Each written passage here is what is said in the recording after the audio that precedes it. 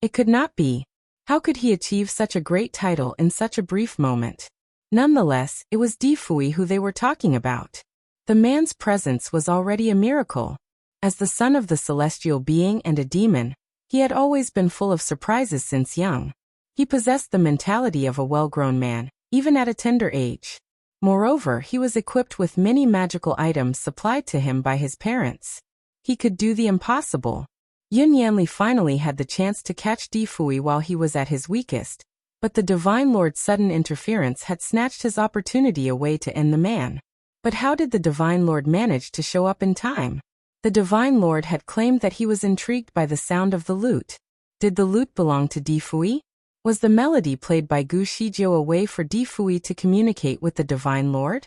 Did he make Gu Shizhou play the melody? If he had known about the Divine Lord's whereabouts any earlier, why didn't he play the melody earlier?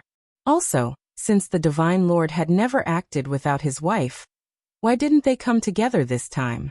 Many doubts surfaced, but Yun Yanli was very much convinced by one of his speculations. Could the Divine Lord be an imposter? Was it only an escape plan for Di Fui? As soon as he thought of it, he trembled. He tried to link more facts together, and recalled that Di Fui was a man with many connections. Among them all, there was a man who could actually imitate anyone. I need my men. His tone changed completely. Gu Shizhou looked at the man standing courteously in the corner, who was still bearing the appearance of Shen Juli. She could not quite believe her eyes. The man was only an imitation of the Divine Lord. Di Fui had asked his man to play the role of his own father. It was done so skillfully to the point where he was indistinguishable from the original person. He even managed to deceive her. She then looked at Di Fui and said, "I can finally understand your escape plan." Di Fui's face was still pale as a sheet, but he answered her with a smile. "I had no other way. The enemy is obviously deceitful. Preparedness averts peril." He knew that Yun Yanli was not a local, and that his kung fu was much more advanced, so he had already planned out an escape plan as soon as he left the Devil Kingdom. If he really ran into Yun Yanli, he would use the imitation to get to safety. He wanted to wait until they were in Legua City to find out more about Yun Yanli's background and what kind of plan he was up to before escaping. Never had he expected that he would have overdosed on the purple mushroom pill, and that he would almost lose himself. Gu Shizhou took a walk around the fake Shenjiuli. She found it hard to believe that his temperament was almost the same as the Divine Lord's as well. There was only a slight difference between this impersonator and the actual man. Perhaps only the Divine Lord's closest men could distinguish the two. Yun Yanli had only seen the Divine Lord a few times, so he certainly could not tell him apart. In addition, the Divine Lord had been in the Shura world before, so it was not terribly unusual for him to visit again. Yun Yanli would certainly have believed the show. "Get us back to the Devil Kingdom as soon as possible." Di Fui made his order. "Yes." Guardian Jean answered promptly, and continued the journey. Gu Shizhou looked at Di Fui again. "Preparedness averts peril," Di Fui calmly said. Gu Shizhou heaved a sigh of relief before turning away to have a look out the window. "Are you troubled by Zhu Duqing? Are you blaming me for not calling him along?" Di Fui asked. Hesitantly she said, "I certainly am thinking of him.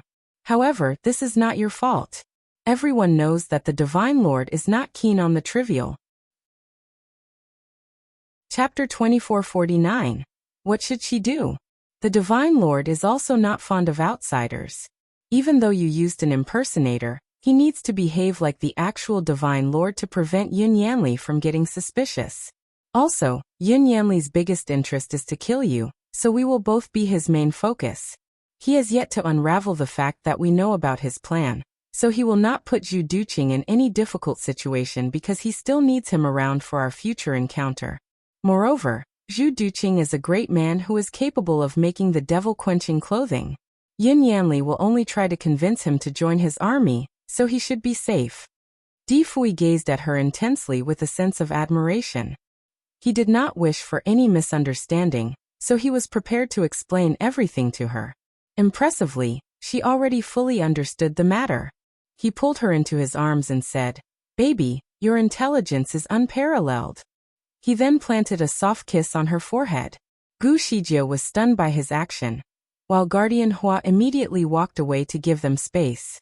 Meanwhile, with an awkward cough, the man who played Shinju also left the scene. Gu Shijio suddenly felt concerned about something. Ask him to remove his disguise. Otherwise, it would alert outsiders if they saw the Divine Lord leading a carriage. Things would become suspicious. The smallest mistake could easily ruin any plans they had. They had to be careful not to leave any trace behind. There is no need. The real danger has yet to pass. He should keep the appearance in case something were to surface. Besides, he can turn invisible. She finally grasped the situation. You really have the best men with the most unique capabilities at your disposal. Di Fui only smiled at her. He was born with a gift of being resourceful. He had every man he needed to execute his plans when required. He then kissed Gu Shijio softly on her lips. Shijio, I want you to have the most secure life and stop wandering from one place to another all the time. Gu Shijio was happy to hear that, but her main concern at this time was his injury. How do you feel? She took a closer look at him and also started reading his pulse. His pulse seemed steady and normal. However, Di Fui told her that the symptoms would come back in about half an hour. Let me help you clear your circulation. Once it is unblocked and free-flowing, it will have a higher level of tolerance. When the spiritual power in your body starts going haywire again, the pain will not be as bad. Gu Shijio grabbed his hand and started treating his condition with a steady flow of her spiritual power. To her surprise, as soon as she started channeling her spiritual power to Di Fui, it bounced back at her with an even greater force directed by his body. Unprepared by the sudden rebound, she trembled a little due to the impact and shed some blood from her nose. She quickly channeled the spiritual power back to her body and looked at Di Fui in utter astonishment. There seemed to be a greater force that restricted the flow of her spiritual power into his body. Determined, she was not ready to give in and continued to examine his pulse. Everything seemed normal. However, she knew that there must be a stronger force that was hidden beneath the surface of his seemingly normal appearance. What if it had yet to unleash itself? What should she do? Gu Shijio tried to recall everything that she knew to see if there was any cure. Nevertheless, she had never encountered such a situation. She quickly alarmed the firmament stone and told it about Di Fui's situation. The firmament stone remained quiet for some time till Gu Shijio thought it was still asleep. Nonsense! It suddenly exclaimed. Gu Shijio was stunned by its response. The purple cloud mushroom comes with an immense supply of spiritual power. It will take days to digest one mushroom. And yet you have fed him at least a dozen at once. Did you really think that it is only a supplement? A fool's haste brings about no additional speed. He is only a golden immortal, spiritually and physically, which is not even close to the level of a mighty immortal. You have fed him with at least half the power of a mighty immortal. Di Fui's situation could be compared to a stream that overflowed because it was filled with the contents of an ocean. The force would definitely crush the small, narrow river and cause permanent damage. Gu Shijio assessed the severity of the situation. Half the power of a mighty immortal? Are you suggesting that the purple cloud mushrooms contain the power of a mighty immortal? Did they come from the spiritual power of a deceased mighty immortal? She bombarded the firmament stone with a series of questions. A thought suddenly hit her. When Huang Tu was immortalized, did all of his spiritual power get converted into these purple cloud mushrooms? The firmament stone was speechless. It regretted giving out too much information and started to worry about the possible catastrophe that awaited it for breaching the secret. Gu Shijio was simply too smart. She could infer a lot of information based on a simple conversation. The firmament stone only replied to her with a set of ellipses. She immediately understood. The firmament stone had its own temperament. When Gu Shijio said something wrong, it would undoubtedly correct her. But when she was right about something which it was not allowed to tell her, it would show her a set of dots. She never knew that the purple cloud mushrooms were Huang Tu's spiritual power in the past. No wonder she could only pick these mushrooms once. She also did not know that Huang Tu had the spiritual power of a mighty immortal while he was alive. If Di Fui was his reincarnation, it should not be too difficult for him to absorb the power, right? Yet perhaps they would have had different physiques. When Di Fui first consumed the purple cloud mushroom, there was no sign of any rejection by his body whatsoever. Was it because the mushrooms used to be his own power? Supposing that were true, if he continued to consume the mushrooms one by one, he would probably regain his power to the level of a mighty immortal, or even a great deity, in no time. Perhaps his main mistake was to have taken almost half of the mushrooms all at once. It was hard to predict what would happen to him next. Little Tsang, do you have any idea how to solve this? No idea. The firmament stone paused and became somewhat dejected as it continued. Only he can help himself. Panicked, she took a deep breath to calm herself down. She took a look at Di Fui, who was quietly meditating. She suddenly felt guilty for letting him consume so many pills. I am the one to blame. Master, this misfortune might be a blessing in disguise. This is perhaps a challenge that he has to overcome.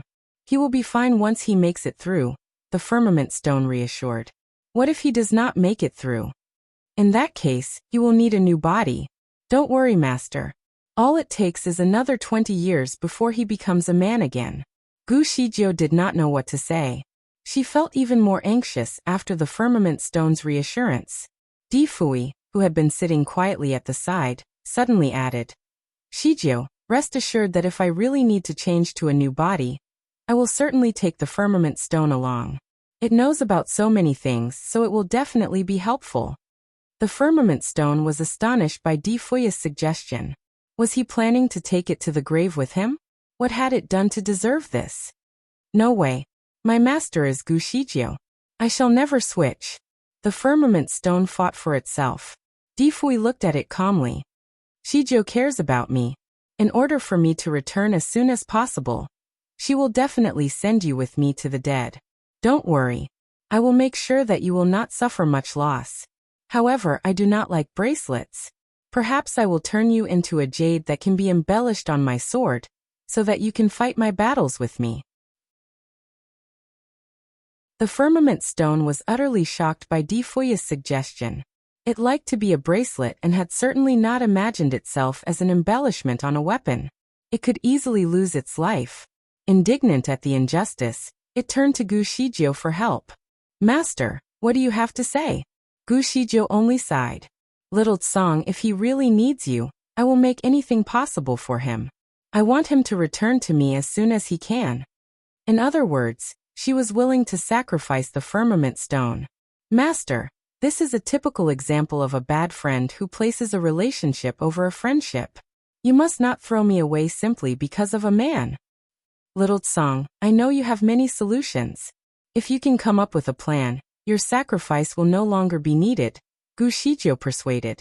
She could tell that the firmament stone was hiding something from them. Therefore, she joined hands with Di Fui to stress it out.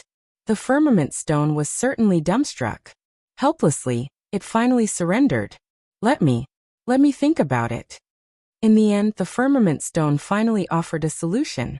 The firmament stone attached itself to Di Fui's wrist, so that when the seizure happened again, it would use its power to absorb the exploding flow of energy in his body. The firmament stone naturally possessed some mysterious power that could probably help Di Fui get through this great obstacle. However, there were limitations to its power, as well. In case of overabsorption, it would have to risk being exploded and end up as a pile of ash. It could only help as much as possible, but explain to them all the possible outcomes.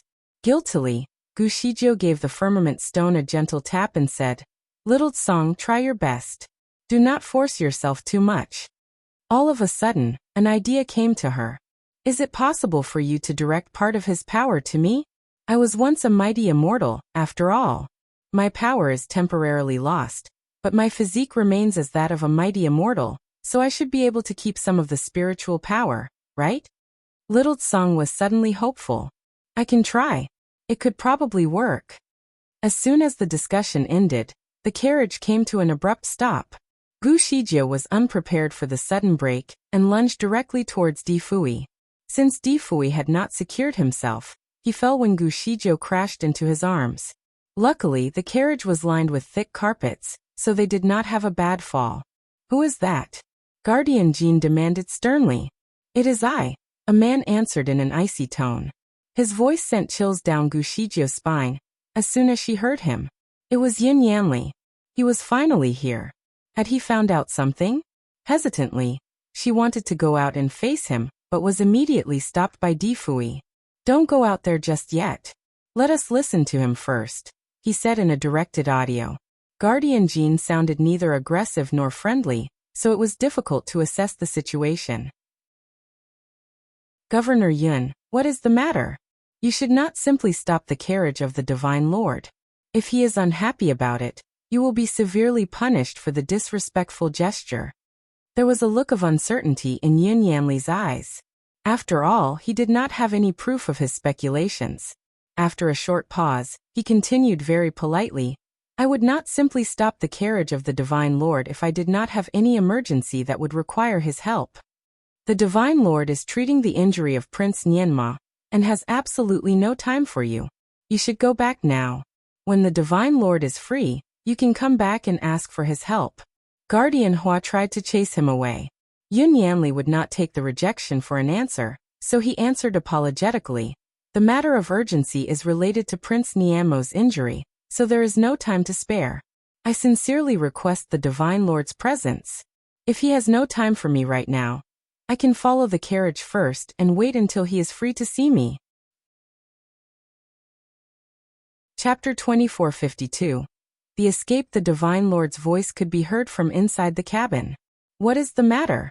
Just voice your concern from outside the cabin. Yin Yanli said hesitantly. The matter is confidential. I shall tell you face to face later. I can wait.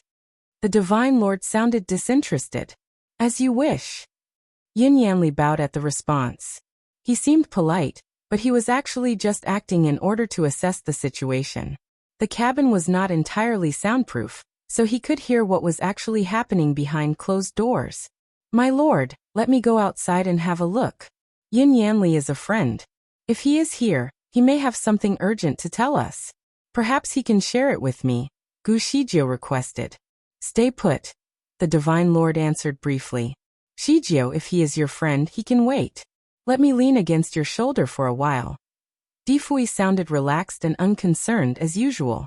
Yin Yanli was astonished. He started to question his earlier judgment. There seemed to be nothing abnormal from their conversation. Was he overthinking the situation? In fact, he was afraid of the Divine Lord, so before he found out more about who he was dealing with, it would be wise that he did not act impulsively. Thus he waited. Guardians Jean and Hua finally had time to tidy themselves up. They looked completely different from the time where they had just escaped from the trap in the poisonous swamp. The two men actually looked quite smart. Yin Yanli had never met the men before, so he was unsure if they were really the courtiers from the Devil Kingdom. With a smile, he tried to start a conversation. Both of you certainly dashing. You had looked so shabby earlier. Guardian Jean interrupted him with a hiss as he said hoarsely. The Divine Lord prefers tranquility. Stay silent. Yin Yanli was speechless. It seemed that he did not even have the chance to get more information from the men. However, now was not the time to start a brawl. With a smile, he continued to remain quiet. With a flick of his finger, a flash of white light emerged and rose into the air all of a sudden. Guardian Jean was puzzled. What are you doing? Yin Yanli answered assuredly. I have to summon my men for protection. The Divine Lord is helping Prince Nianma with his injury, so there should not be any external disruption at all. I can see that it is getting late. The Blood Rain and Bloody Bats will arrive any time now. My men can build a small wizardry barrier to keep this cabin safe. In actuality, he could not recognize Guardians Jean and Hua, but his men could. The flash of white light was genuinely a call to summon his men, but his intention was different from what he had informed the two gentlemen. Guardian Jean was unimpressed. Why should the Divine Lord require your men's assistance to keep the cabin safe? There is no need. Yin Yanli's smile never faded. Don't worry. My men will only secure the perimeter. They should not cause any problems. The Divine Lord rarely visits, so I must take this chance to show my hospitality. Hospitality? What makes you think that the Shura world is your territory? Who do you think you are? Guardian Jean questioned his position. Casually, Yin Yanli fanned himself while gesturing Guardian Jean to keep quiet. The Divine Lord prefers tranquility. Stay silent. Guardians Jean and Hua stared at one another with their mouth agape, not knowing what to say. Before they could come up with a response, Gu Shijiu suddenly emerged. What are you arguing about? The guardians immediately bowed to her out of respect. Miss Gu. Yin Yanli was ready to perform a spell, but Gu Zijia's presence changed his mind. He put his fingers down and said politely, Shijiu, how is Prince Nianma doing? Fine. Yanli, the Divine Lord will see you later. Please be patient. Gu Shijiu looked calm as she spoke to him. She then gave Guardians Jean and Hua a wave and said, both of you come in here. The Divine Lord has something to tell you.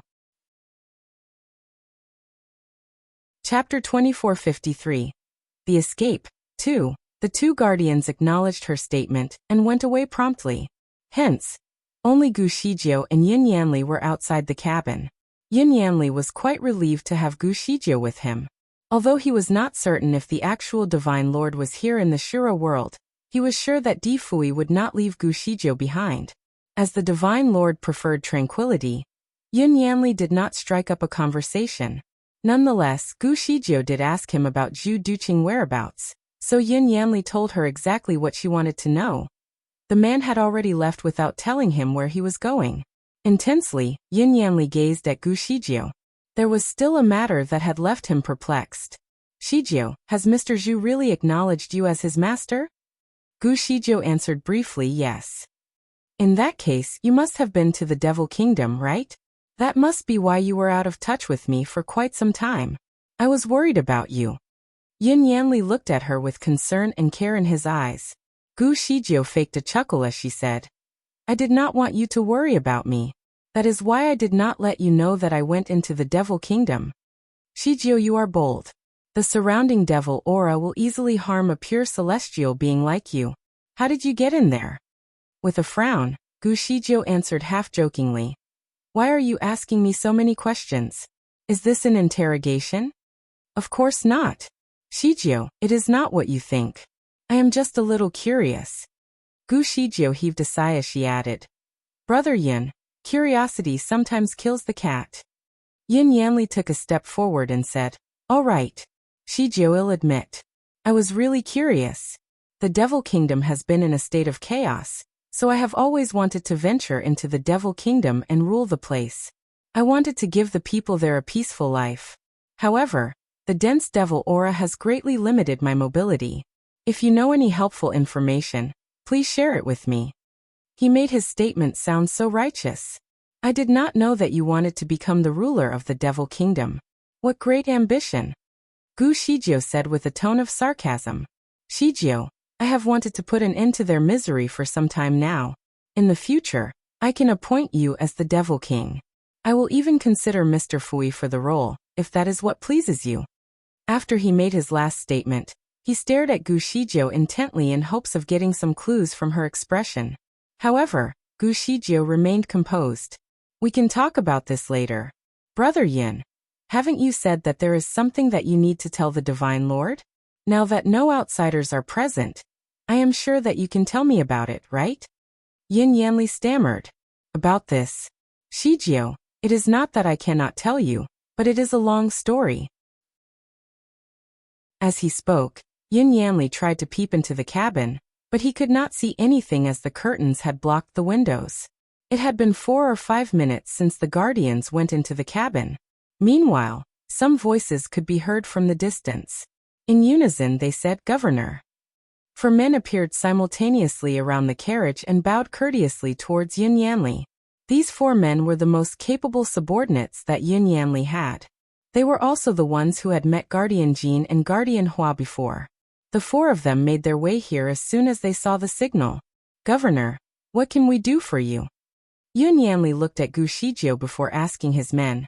Do you still recognize the 2 great guardians from the Devil Kingdom, Jin Mengzhou and Hua Qianjun? The men bowed together as they said, Yes, we do. Great.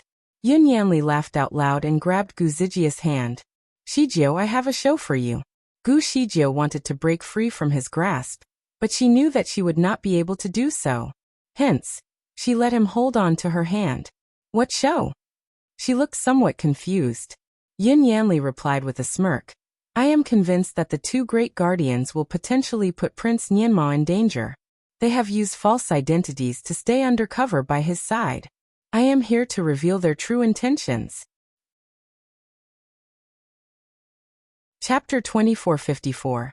The Escape 3. He raised his hand, and a golden light shone towards the cabin. Bang! A loud explosion occurred. The entire cabin had been shattered into pieces. Yin Yanli was surprised by what he saw. The once elegant carriage was left with nothing but its base. No one was present inside. Could all four of the powerful men have perished as well? Yin Yanli knew that he had not utilized his full strength from before.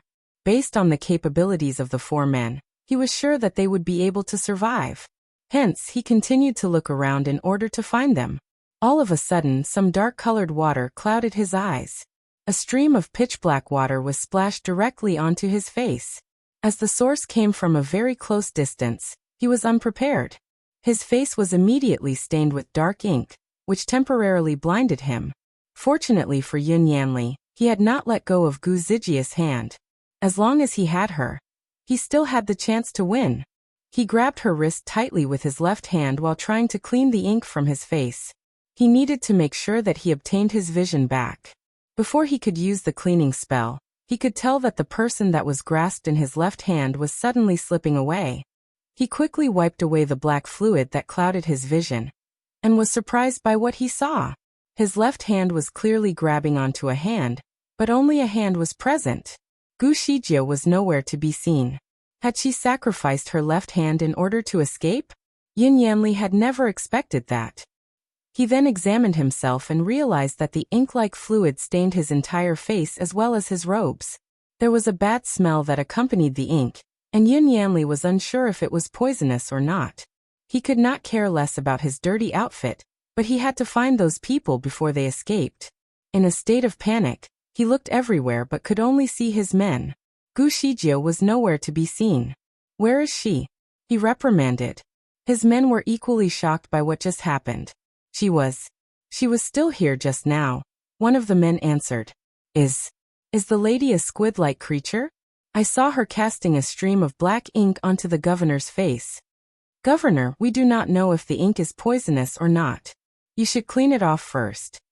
His men continued to bombard him with concerns. Did she cast the ink from her mouth? He wondered. Yin Yanli was well aware of her skills in the use of poisons, but she would usually use the poison at the most unexpected time without anyone noticing it. He did not believe that she would actually cast the ink through her mouth. How did she keep so much ink in there anyway? It did not seem right. Perhaps she was not the real Gu Shijia. Yin Yanli quickly checked the hand that had been cut off. The skin felt soft and supple. Moreover, the flesh was neatly cut. It was not a horrendous sight at all. Instead, it was more like a prop with a subtle sense of horror. Yin Yanli paused a while before smelling the hand up close. His men were looking at him strangely at the time. What was the governor trying to do? Was he trying to take advantage of her amputated hand, just because he liked her? He definitely seemed like the kind of man who was into these gross things. Yin Yanli continued to sniff at the flesh. All of a sudden, he broke the silence with laughter. This is not her hand, he said in a seemingly relaxed tone. The men were stunned. What did he mean? Before Yin Yanli could explain anything, his smile slowly faded away and was replaced by disappointment. Gu Shijia. He was obviously irritated. There was also a sense of frustration and helplessness in his mind.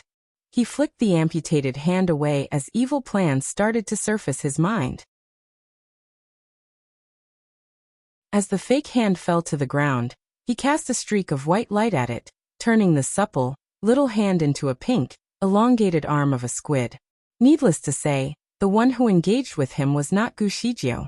It was actually a squid monster that was eloquent and had the ability to change appearances. Gu Shijia and Di Fui were long gone. Even Guardian Jin and Guardian Hua had escaped too.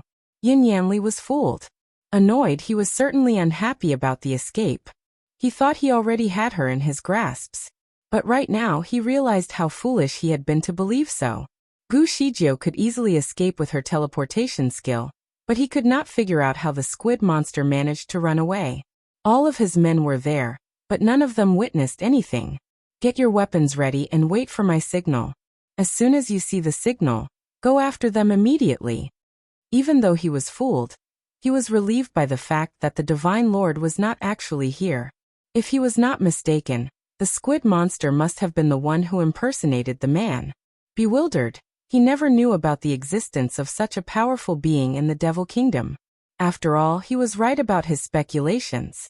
Di Fui was the new Devil King, and Gu Shijiu should be the one who stole his spiritual stones the other day. She must have found out a considerable amount about his plan. He took a deep breath, and the corners of his mouth immediately turned into a wicked smile. He knew very well that Gu Shijiu and the rest of them would not be able to escape from him so easily. His tracking ability was known to be the best in the entire continent. As long as they were still in the Shura world, there was no way they could avoid him. The only way they could escape was to return to the Devil Kingdom. However, the Devil Kingdom was thousands of miles away, and they had only been gone for a brief amount of time. Yin Yanli speculated that the furthest that they could go was about 300 miles. He started to plan what to do when he finally had them. He would not take things lightly anymore. His main priority was to capture Gu Shijiu. He was now willing to do so by any means. As for Di Fui, there was no way he would spare his life. The Shura world was his territory, so he should be the ruler of the place. He would not tolerate any forms of disorder where he ruled. Yin Yanli immediately started to perform the spell, and activated a tracking spell. Time continued to pass, and it had already been an hour since their disappearance. Yin Yanli stood in the wild, looking at his surroundings with his teeth clenched. There was a goat that was wrapped in a dress that used to belong to Gu Shijiu. Yin Yanli stared at the goat, so it looked at him in return. Yin Yanli quickly snatched the dress away from it, and examined it carefully. He saw a paper doll present inside the dress. All of a sudden, it burst into flames in his hand, and was turned into ash before Yin Yanli could stop the fire. Yin Yanli was filled with utter indignation. His tracking spell should have followed the essence of her soul, not the scent of her body. It was rare for him to fail, but this was one of the times where he had to admit defeat.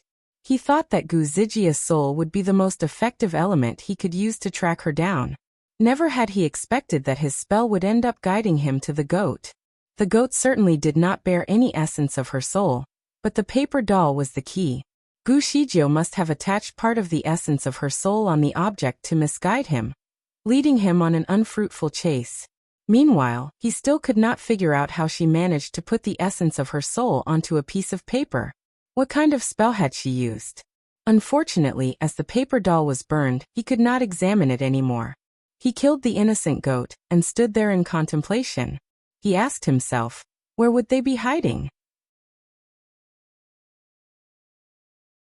He heaved a regretful sigh at the realization that since Gu Shijiu knew how to make a paper doll, she could easily produce a second, or even a third doll to mislead him.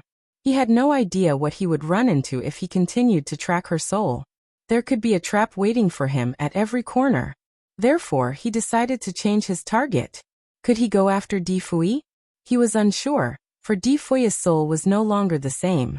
Also, he was Gu Zijia's top priority, so she would definitely make the same misleading paper dolls for him.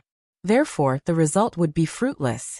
However, as it would consume a great amount of her spiritual power to attach the essence of their souls onto the paper dolls, Yin Yanli guessed that Gu Shijiu would not do it for everyone else. If he decided to track down Guardian Jin and Guardian Hua, he should be able to find Gu Shijiu and Di Fui as well. Unfortunately, they had not physically engaged with Yin Yanli, so there was not a trace of their souls that Yin Yanli could use to make a clear path. Suddenly, he paused to think about the squid monster. He had part of the squid's arm in his possession and speculated that after the squid ran away, it would definitely go back to meet up with Gu Shijiu. He laughed at the faint trace of hope that he had of finding them. The trace guided him all the way to a sea of violent waves. Waves of water washed the shore and hit the corals with mighty splashes. By the sea, a person was sitting on one of the many corals that lined the coast. The person was elegantly dressed, with hair that was smoothly combed and long enough to touch the surface of the water. swirling around as gently as a revolving seaweed. The person sat with legs crossed and looked into the distance, seemingly preoccupied.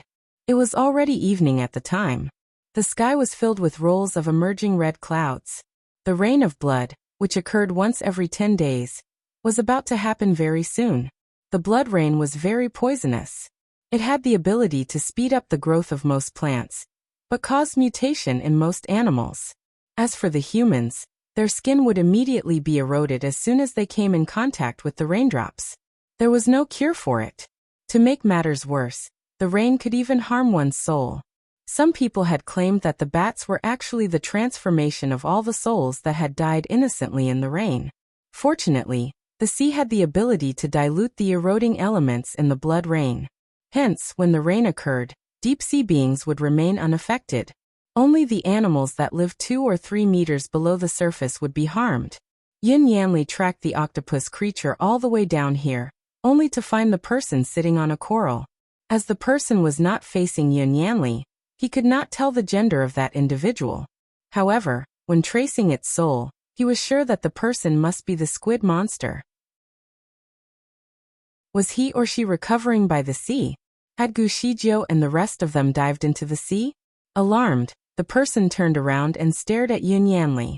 Yin Yanli could finally see the stranger's face and was shocked. The person had an enchanting face, centered with a high nose and a pair of bright, emerald eyes that were complemented with thick lashes.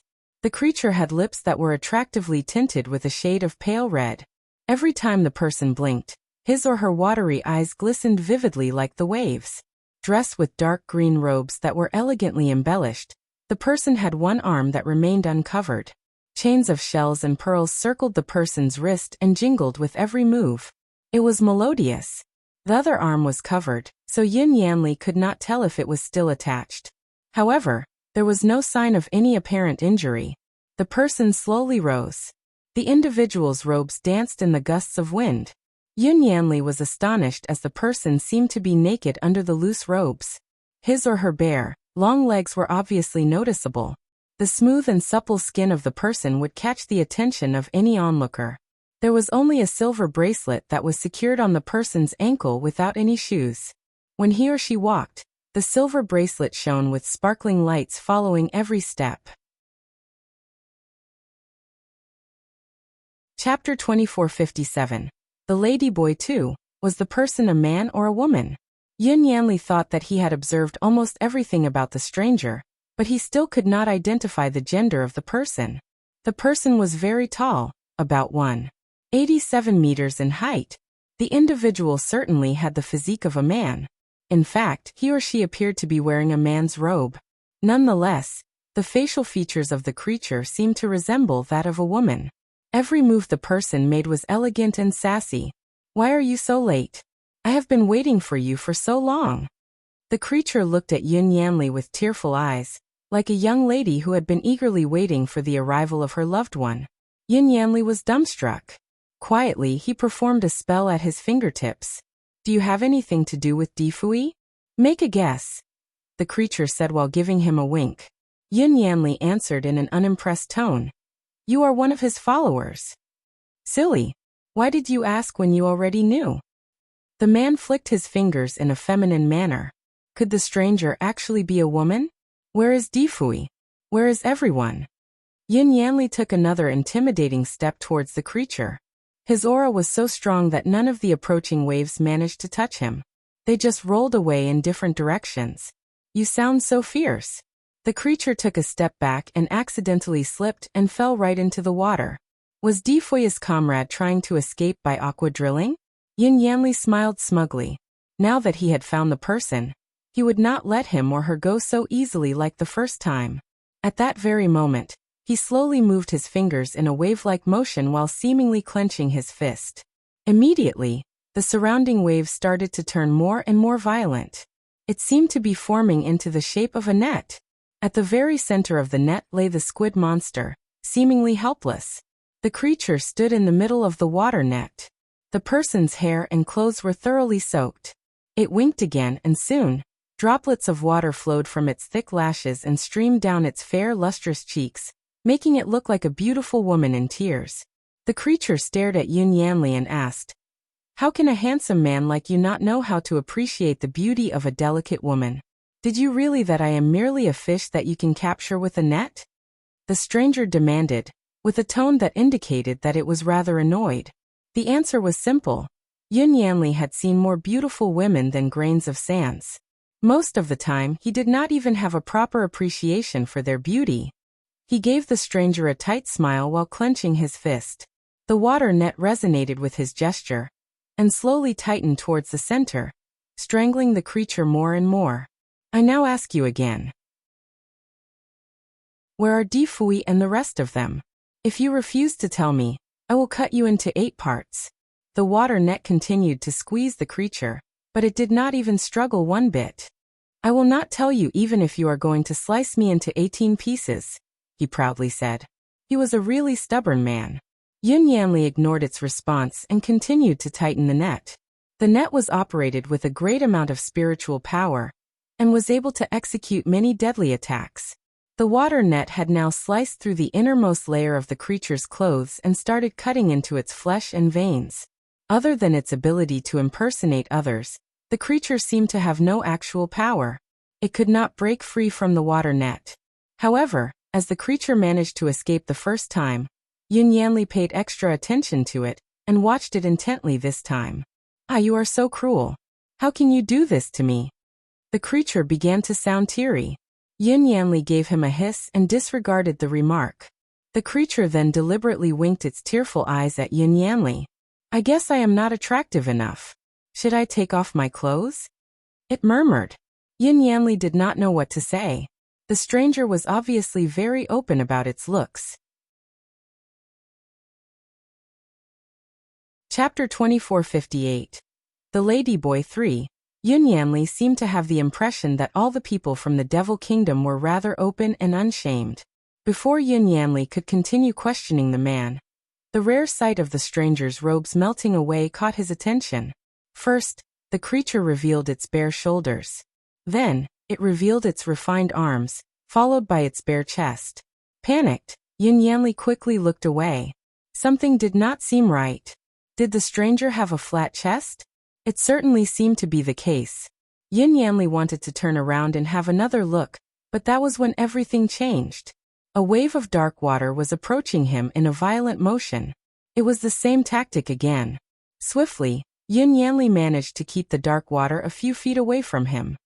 He raised his hand to cast a spell that immediately formed a blue wall that could shield and keep the dark water away. The water had collided with the shield with a powerful force that would have shattered any ordinary objects.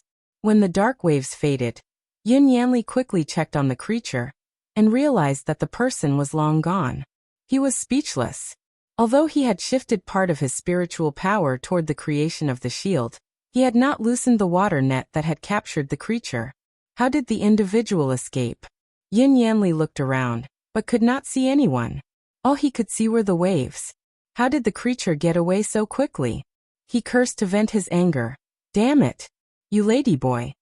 The stranger with a beautiful face turned out to be a man, leaving Yun Yanli puzzled. He stood there and put an evil smile on his face. Not even the roaring waves could stop his search. Nothing would stop him. With the powers of a great deity, he would still possess good control even in the water. The sea was no obstacle to him at all. He lunged into the water at full speed, and went right into the depths of the sea. As he was getting deeper into the ocean, he recalled a conversation that he had with Gushijou many years ago about a crystal palace that was hidden beneath the sea. Every time she was troubled, she would spend her time in the palace to contemplate her next move. That was when he realized that she was actually a good swimmer. Hence, it was likely that she would have brought Di Fui somewhere deep in the ocean to keep him safe. Perhaps, there was a crystal palace within the depths of the water here in the Shura world as well. Furthermore, the blood rain was about to pour, so Gushijou definitely needed to find a safe place to hide. There were only 2 places that she could seek shelter from the rain: the ocean or Lagua City. These were the only 2 places that were within their reach before dusk. Since the creature that he was going after was a member of the sea, he had more reasons to believe that Gushijou and Di Fui were indeed hiding in the water. Furthermore, Lagua City was under the complete control of Yun Yanli. Hence, the sea was obviously a safer option. At full speed, Yun Yanli traveled just like a missile. Soon he found a trace of the squid man from before. Most tracking spells would fail in the water, as all of the target's scent would be hidden. However, the tracking spell that Yun Yanli used would target one's soul. Therefore, even though the squid man was already in the water, Yun Yanli was still able to track him down. The squid man had tricked him far too many times for his liking, so he could barely contain his frustration any longer. He was eager to capture the creature again, and find the Crystal Palace where Gu Shijio and Difui would be hiding. It would be best if he could round up the whole lot at once. Very soon, Yun Yanli was already at the bottom of the sea. Yun Yanli studied the area, but did not find any hideout. There were only some corals, seaweed, green algae, and all kinds of fishes and sea creatures. Without the Crystal Palace to provide them with refuge, Gu Shijio and Difui couldn't stay underwater for an extended period. Disappointed, he started to doubt his thoughts. Could it be that Gu Shijio and Difui were never here? Had they gone to Lagua City instead? Perhaps the squid man was just a distraction? It would appear that he fell for another trick. Yun Yanli clenched his fists tightly in frustration. He had fought along with Gu Shijio before, and the two of them had overcome many obstacles together, so he thought that he knew her style quite well. Gu Shijio had once told him that the most dangerous place would often turn out to be the safest. Hence, they could be hiding in his residence back in Lagua City. The sudden thought made Yun Yanli very anxious. He could no longer care about the squid man, and wanted to return to Lagua City as soon as possible. However, in the distance he noticed some movements in the water, as if something swimming by him. Even though he was initially puzzled, the answer came to him very quickly when he caught the scent of the squid man. Therefore he had a change of plan.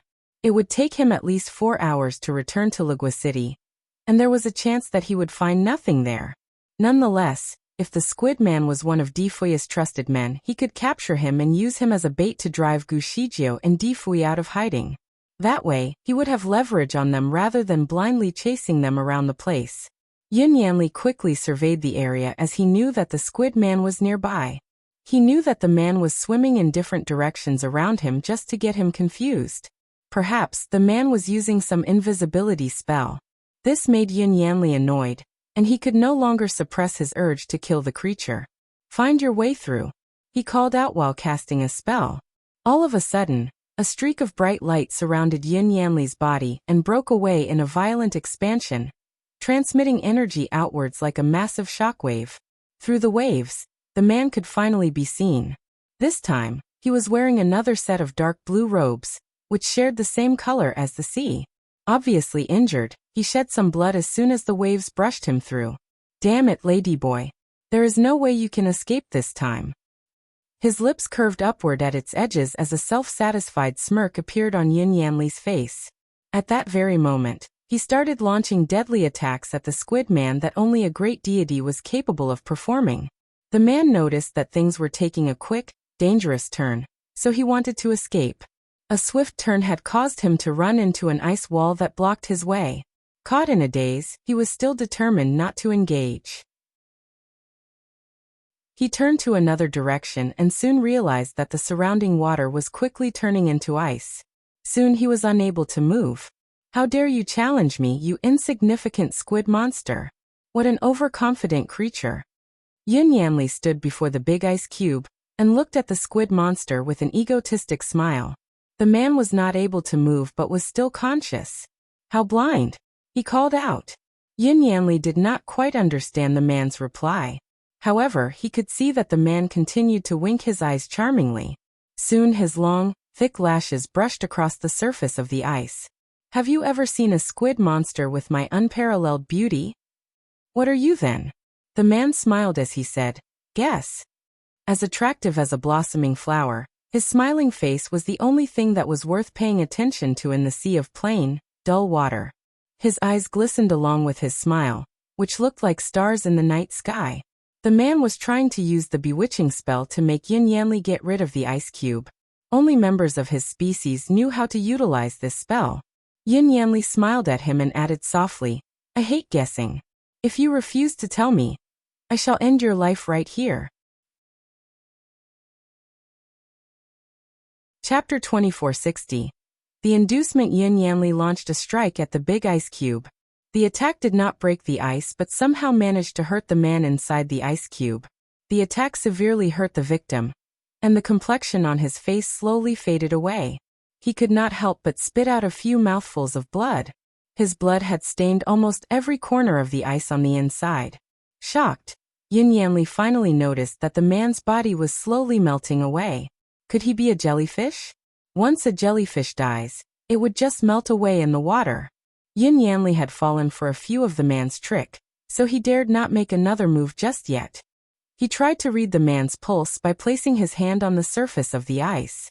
To his dismay, he found out that the man was slowly losing signs of life. The realization surprised Yin Yanli, as he did not want the creature to die right away. If the creature died, he would lose his leverage against Di Fui and Gu Shijiu. Hence, he quickly performed a spell to melt the ice away, and was shocked to realize that the creature's body no longer had any colors. As soon as the ice disappeared, the man collapsed to the bottom of the sea, seemingly lifeless. Strangely, even the blue robes that he was wearing turned white. Meanwhile, the look on his face slowly turned pale as he swayed along with the current lifelessly. Yin Yanli could not watch him die. He stuffed a pill into the man's mouth that could help him recover. In order to prevent the man from playing any tricks, he put his hand around the man's weakest point, while feeding the pill to him. In case of an unexpected event, he would launch another strike at the man. After he fed him with the pill, the man still remained lifeless. Yin Yanli suspected that the man had died since there was no pulse present. Also, the man did not swallow the pill. It remained in his mouth. Was the man dead? Could he really be so fragile? Yin Yanli was aware that he had launched a deadly strike. Even a golden immortal would be greatly severely wounded, so this junior immortal would certainly have felt its effects. The man did not possess a high degree of spiritual power. All he had were some weird, surprising moves.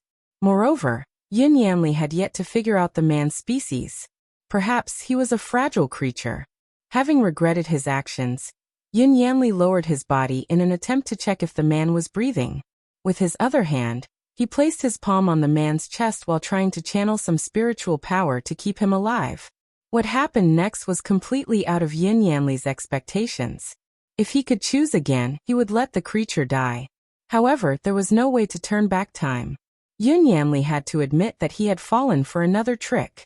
The seemingly lifeless man bounced back to life as soon as Yin Yanli touched his chest.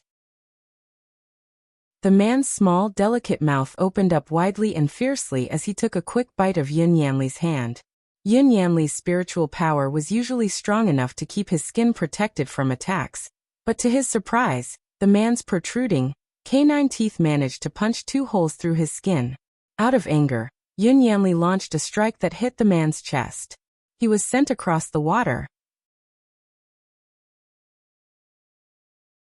As the creature's teeth were still sunk into Yin Yanli's skin when he was pushed across the water, it made the wound worse and caused blood to ooze out of his hand, staining the surrounding water burgundy.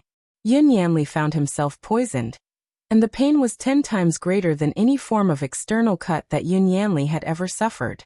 He could not help but shiver in cold sweats. Thinking on his feet, he quickly used his spiritual power to drive out the toxins in his body. Meanwhile, he quickly tried to spot the squid man. The man was severely wounded by the strike and lay floating in the water. He seemed to be coughing uncontrollably. The creature intended to run but fell right into the trap that Yin Yanli had prepared for him. The creature found itself caught in a tight net, which left him with no space to even shift his body. It decided to stop struggling. Yin Yanli, were you a fisherman in your previous life? Where did you learn to make so many nets? Yin Yanli ignored him completely. He only focused on driving the toxins out of his body. He had brought many pills with him, and some of which were really effective antitoxins.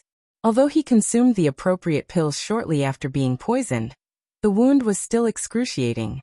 Hence, he continued to squeeze the purple blood out of his hand until he saw that his blood was finally cleansed. The blood returned to its usual red tone. He then dressed the wound before dragging the net to the surface of the water. The man looked delicate, but was unusually heavy. After swimming for a while, Yin Yanli's arms started to turn sore. In fact, he suffered from minor blackouts due to exhaustion. Carrying the man to the surface was as if dragging a mountain. It was unusually tiring. How could the man be so heavy? Yin Yanli threw a quick glance at the man, and saw him resting with his eyes closed. His face was still as pale as a sheet. He stayed completely still like a lifeless statue. Perhaps, the man was playing dead again. Yin Yanli would not fall for another trap. If the man was dead, he could always hang his body at the top of the city gate to lure Gu Shijio into his trap. Tired, Yin Yanli did not want to think about the man anymore. He had spent a great amount of time underwater, and his chest was starting to hurt. He had to return to the surface as soon as possible. He needed to get his men to search Lagua City as quickly as possible. After swimming for a while more, he realized that something was not quite right. His vision slowly darkened, and he could barely feel his legs. He wanted to speed up but was halted by a sudden change in his body. He quickly looked around and was shocked by what he found. Many pitch-black sharks emerged close by. There were at least a dozen sharks, and each of them was twice the size of a normal shark. The sharks were all equipped with many teeth that were as sharp as swords. As soon as he noticed them, they started attacking. Even in his current state, Yin Yanli still believed that he could take them down. He raised his hand, and an emerald sword immediately appeared on his palm. As soon as the sword appeared, it was accompanied by a brief, high-pitched but ghostly sound that was quite uneasy to bear. He knew that the sharks would do nothing to him once they heard the sounds. He would fight the sharks and make it clear to them that he was not someone that they should be messing with. About an hour later, all the sharks were floating lifelessly on the surface of the sea. All of their stomachs were slashed open, staining the sea with a large pool of blood. Meanwhile, Yin Yanli floated effortlessly to the surface of the water, while trying to catch his breath. The fight for survival had drained all of his energy, but now that all the sharks were dead, he could finally have a moment to rest. Blood was pouring from the sky, eroding the bodies of the dead sharks and turning them into skeletons. Oddly enough, Yin Yanli's body was not affected at all by the blood rain. The bloody bats were not interested in him, as well. They rushed from the sky, and went towards the sharks to feed on the barely remaining flesh.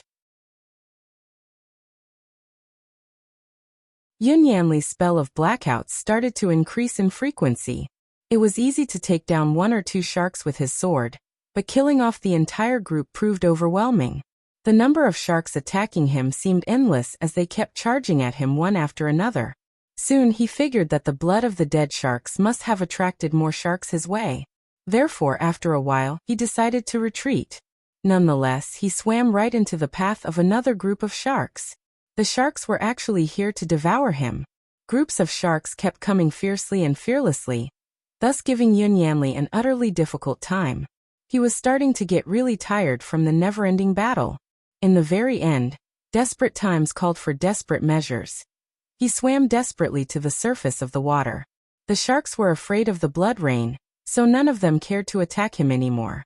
That was how he escaped. Were the sharks going after him? Or were they trying to save the man who was trapped in the net? Yin Yanli took a look at the man, and saw that he was wide awake. However, he laid quietly in the net while staring intensely at Yin Yanli. "Are you their leader?" Yin Yanli had to know. With a smile, the man answered with another question. "Do you really think that I will answer you?" Badly wounded, the man was clearly in a mess. Nevertheless, even in times of danger, he still spoke in circles around Yin Yanli, never quite revealing the truth. Besides that, he always gave Yin Yanli a carefree smile, as if nothing really mattered to him. Unamused, Yin Yanli decided to stop asking questions. He gave the man another look, and was actually quite impressed by his determination. The squid man remained strong despite all the torments that he had put him through. What kind of species was he? How did Difui manage to find such a capable man? Yin Yanli wished he had the same talent in his army. He was an ambitious man with a wild vision. When he spotted a great talent, he would definitely try and convince the man to join him in achieving great things together. "Did Difui send you here to distract me?" The man winked at him again but did not say anything. "Stop beating about the bush. Get straight to the point." Difui knows how strong I am. So he must be aware that you are no match for me. And yet he chose to send you here. He was basically sending you straight into your grave. I noticed that you have great talents. So are you really satisfied with the way he used you? The man looked a little depressed. Who cares if I am not satisfied? He is the Devil King. As a follower, loyalty is the ultimate rule that one must comply with. He ended the sentence in a rather miserable tone. Yin Yanli felt hopeful. The Devil King. Do you know where he came from? Yin Yanli gave him a smirk. The man blinked his eyes in curiosity. Where did he come from? He is the son of the celestial being and devil from heaven. He is not really part of the devil clan. He only went into the devil kingdom to hide from me. Preoccupied, the man murmured. I know that he is the son of the divine lord, but the devil blood still runs in his vein. He worked for the devil and turned the once chaotic devil kingdom into the orderly and peaceful world that we now live in. Indeed, he has the blood of the devil, but he is also a member of the celestial world, where the ultimate goal is to destroy all devils in favor of their own power. Do you know how many devils were killed by him? The man did not answer. What do you think about my kung fu, as compared to Difuy's? Yin Yanli continued. You are slightly stronger, the man said hesitantly. Yin Yanli was satisfied with the reply. In fact, his kung fu was far superior to Difuy's. Now that you are trapped in my hands, do you think that Difui would risk his life to save yours? I am merely one of his followers. The man sounded quite sad. Only true soldiers would willingly die for their king. Never had it been another way round, where the king would sacrifice his life for his men. Yin Yanli gazed at him intently. Do you want to live or die? To live, of course. The man did not hesitate as he answered. There is only one way you will survive. Pledge your loyalty to me and join my forces. A clever man should know what his best option is. If you are willing to work for me, I shall spare your life and give you the chance to do great things. In the Shura world, no one is more powerful than me. Once I unify the entire Shura world, I will appoint you as the ruler of the continent, if you work well. By that time, you can do whatever you please. The man shook his head in disapproval. Your offer does not sound quite right to me. If I were to become the new king of the Shura world, what would you do? After all the hassle that you have gone through, would you choose to walk away and travel the world like a free man? Of course not. My goal is not to rule the Shura world. I want to be back in heaven and be the new emperor there. What do you think about my offer? I will only offer it once. Don't blame me for missing the chance. If you pass, I will torture you severely and hang your body at the city gate to warn others against committing a similar crime. The Squid Man's options were clear. One path would lead the man straight to his death. The other would possibly guide him down a luxurious, successful path. Hence, Yin Yanli was confident that the man would take his offer. After all, devils were born to be sly and greedy. Difui had only been the Devil King for 6 months. How loyal could the man be after 6 months of service? With enough interest, he believed that he could make the man change his mind. The man was not a fool, and Yin Yanli could see how smart and cunning he could be. He was definitely the kind of man who was easily lured by personal gains. When Yin Yanli was done listing out his terms, he kept quiet while waiting for the man to make a decision. The man did not say anything for the next 5 minutes. He then broke his silence when he smilingly said, You are only offering me the chance because you need to know the location of the Devil King and Miss Gu. I will not deny it, but I also appreciate your talents. Would you believe me even if I told you? Try me, Yin Yanli said briefly. They are at the bottom of the sea. Nonsense. There is no refuge there. With their current abilities, they will not be able to survive that long underwater. Silly. The Devil King can always activate a wizardry barrier to keep the water out. The wizardry barrier could also shield him from being visible to others. Yin Yanli was convinced that it could be a possibility. Do you know where they set up the wizardry barrier? I have no idea about the exact location, but I do know roughly where they are located. If you search for them carefully, you should be able to find them. There was a complicated look in Yun Yanli's eyes that made it difficult for the squid man to understand his true intention.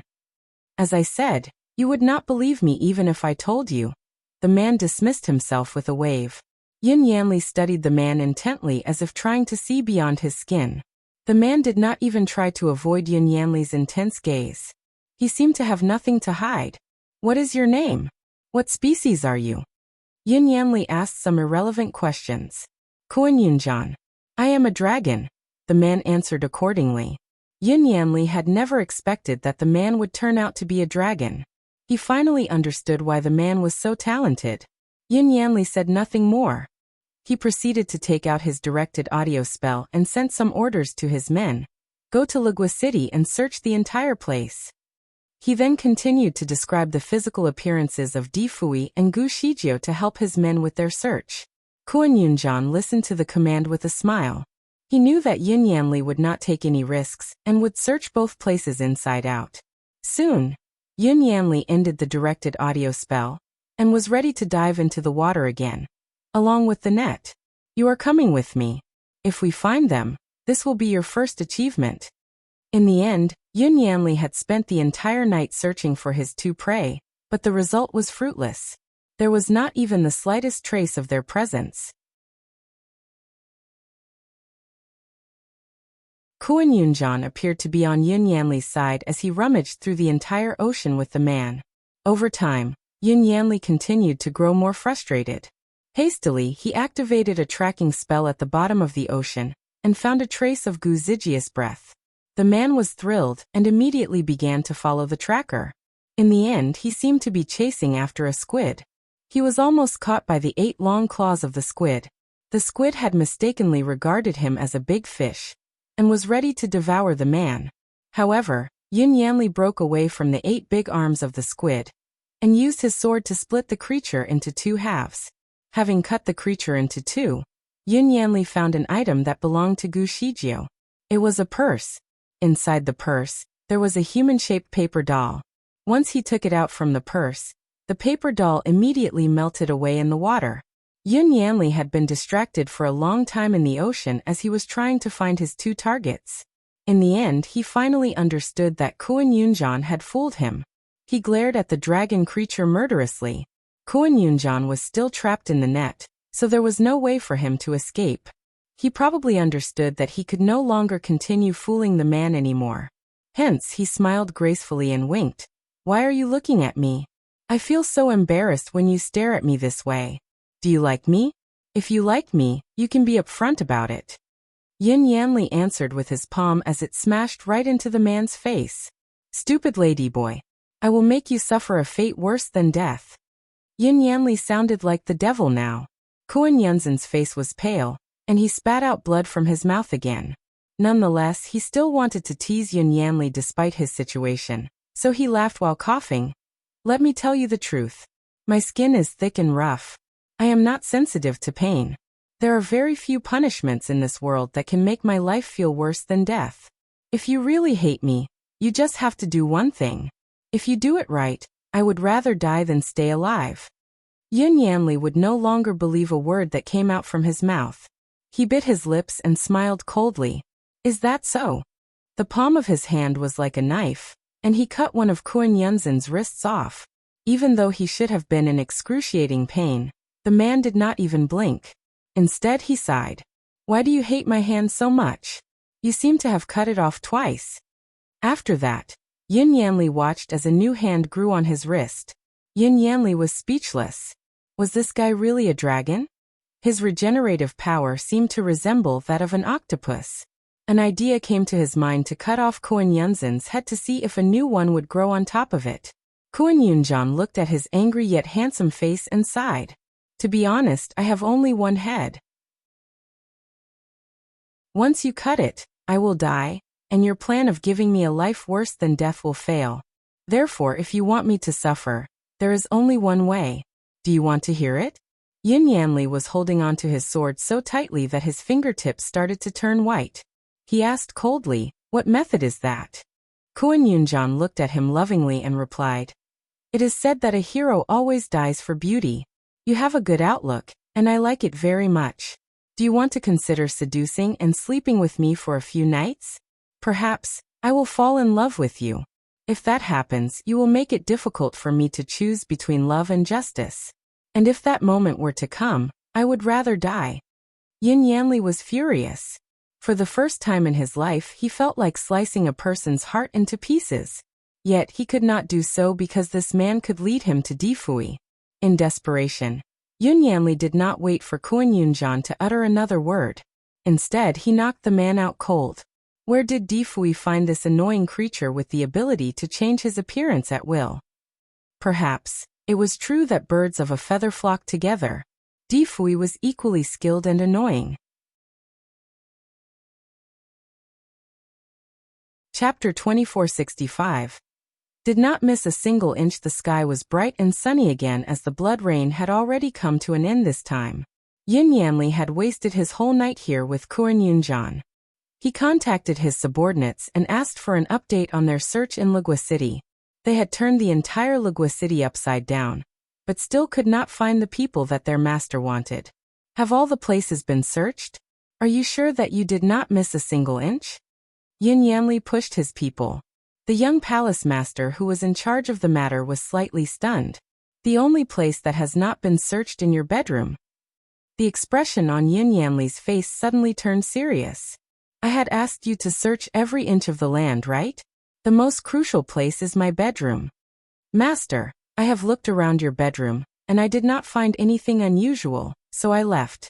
The only place I did not search was the underground palace, as I do not have the permission to enter the place." Yin Yanli remained silent. Gu Shijiu was indeed hiding from the rain in Legua City.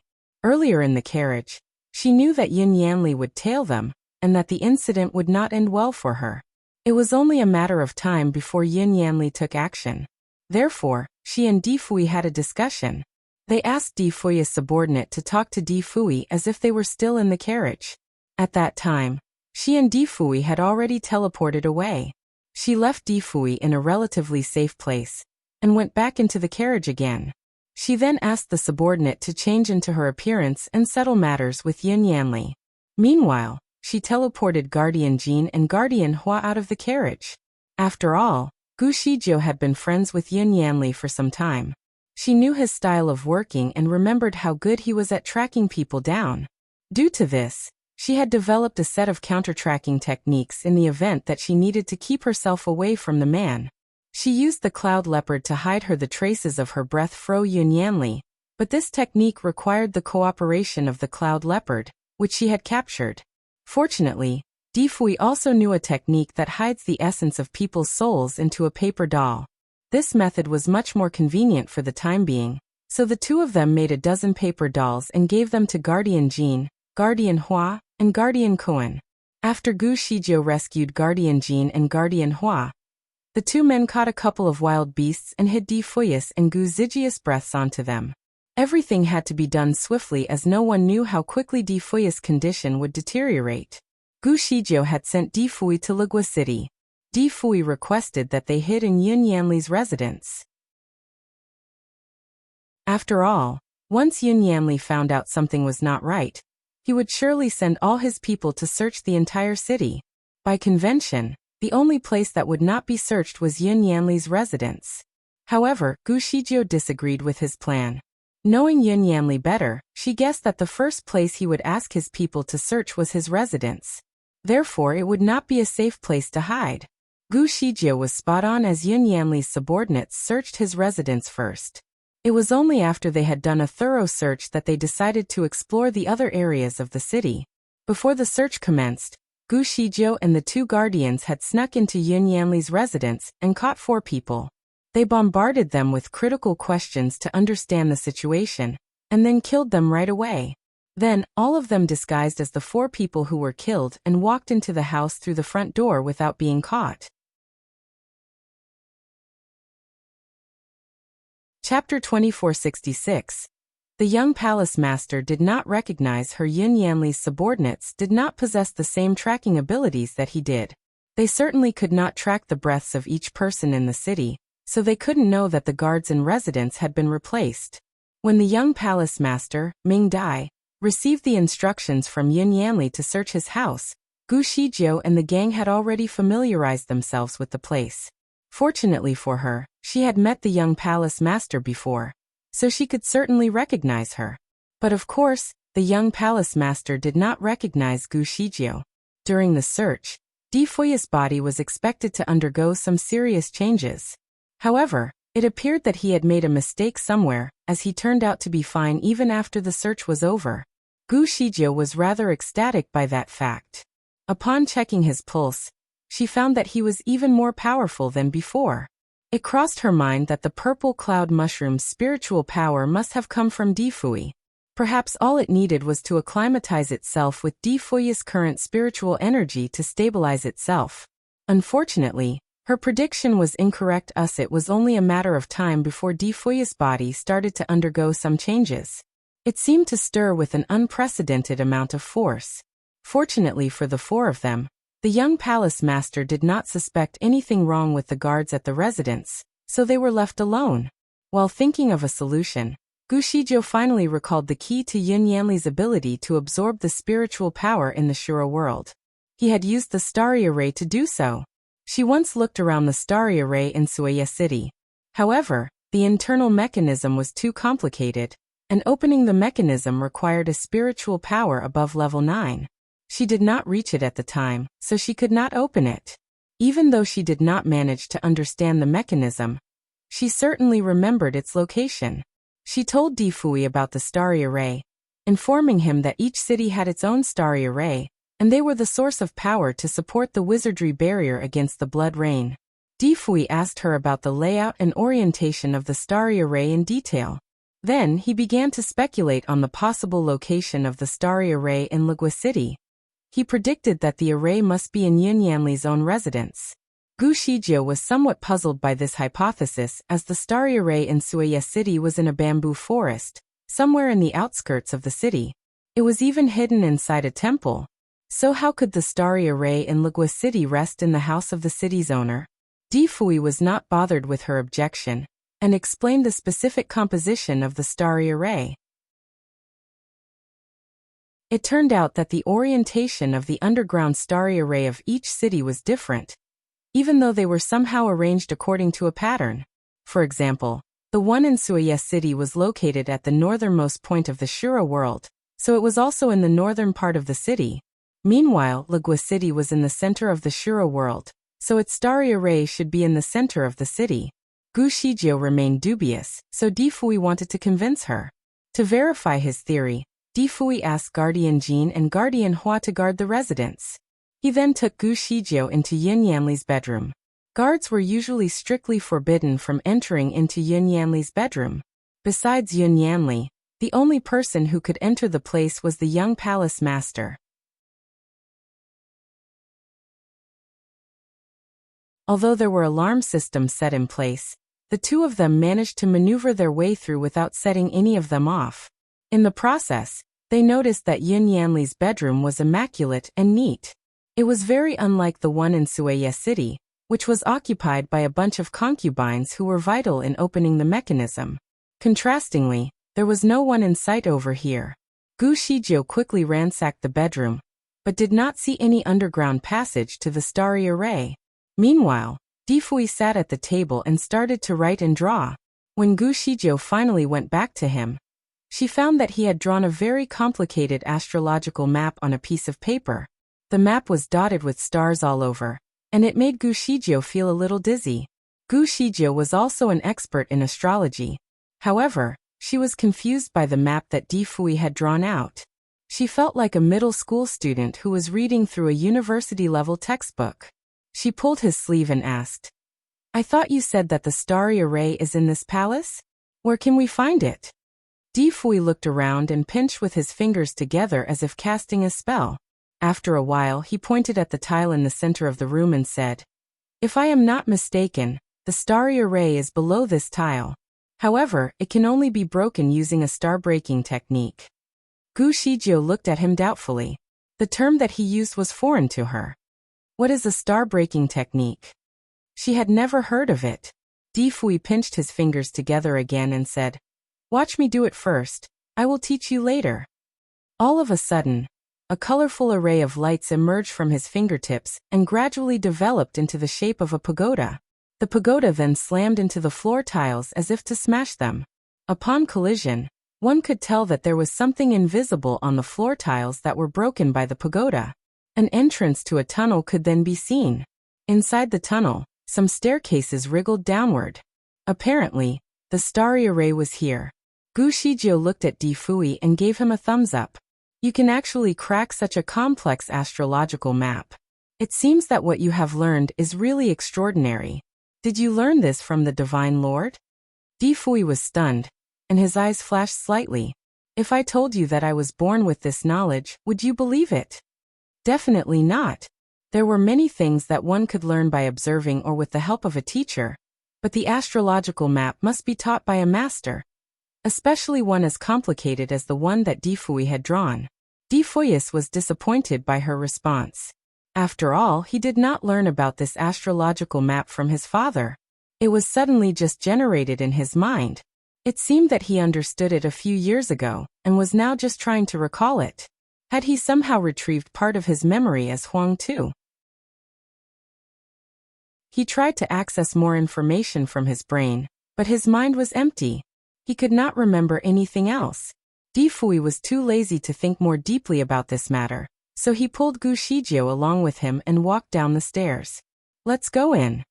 The stairs were made with jade, and the two of them followed the steps down into the hidden passage. What they had found was that the pathway inside the place was as dense as a spider's web. It led to all directions. Gu Shijie directly looked at Di Fui and asked, "Which way should we go?" Di Fui stood there for a moment to ponder, and then took her to a path. Here, the route was really smooth, and they did not trigger any mechanisms along the way. We have to move faster. Yin Yanli might be back very soon. Gu Shijie was still uneasy. Di Fui laughed. Rest assured, he is with Kuan Shui. He won't be back before dawn. Ah, so his name is Kuan Shui. This name is perfect for him, as he is such a talented person. However, I believe you should know that Yin Yanli is not someone who can be easily fooled. Kuan Shui may not be able to hold him for long. Chapter 2468. Don't be fooled by his appearance. In all honesty, Kuan Shui is not my subordinate. He is a friend. In the past, he and a close friend of his had violated the rules in the Devil Kingdom. I personally went to apprehend him. Kuan Shui once held me back for nearly an hour. Believe me, with Kuan Zui's perverted means, Yin Yanli will be going nowhere. I can get away from him within 5 hours. He is considered very capable.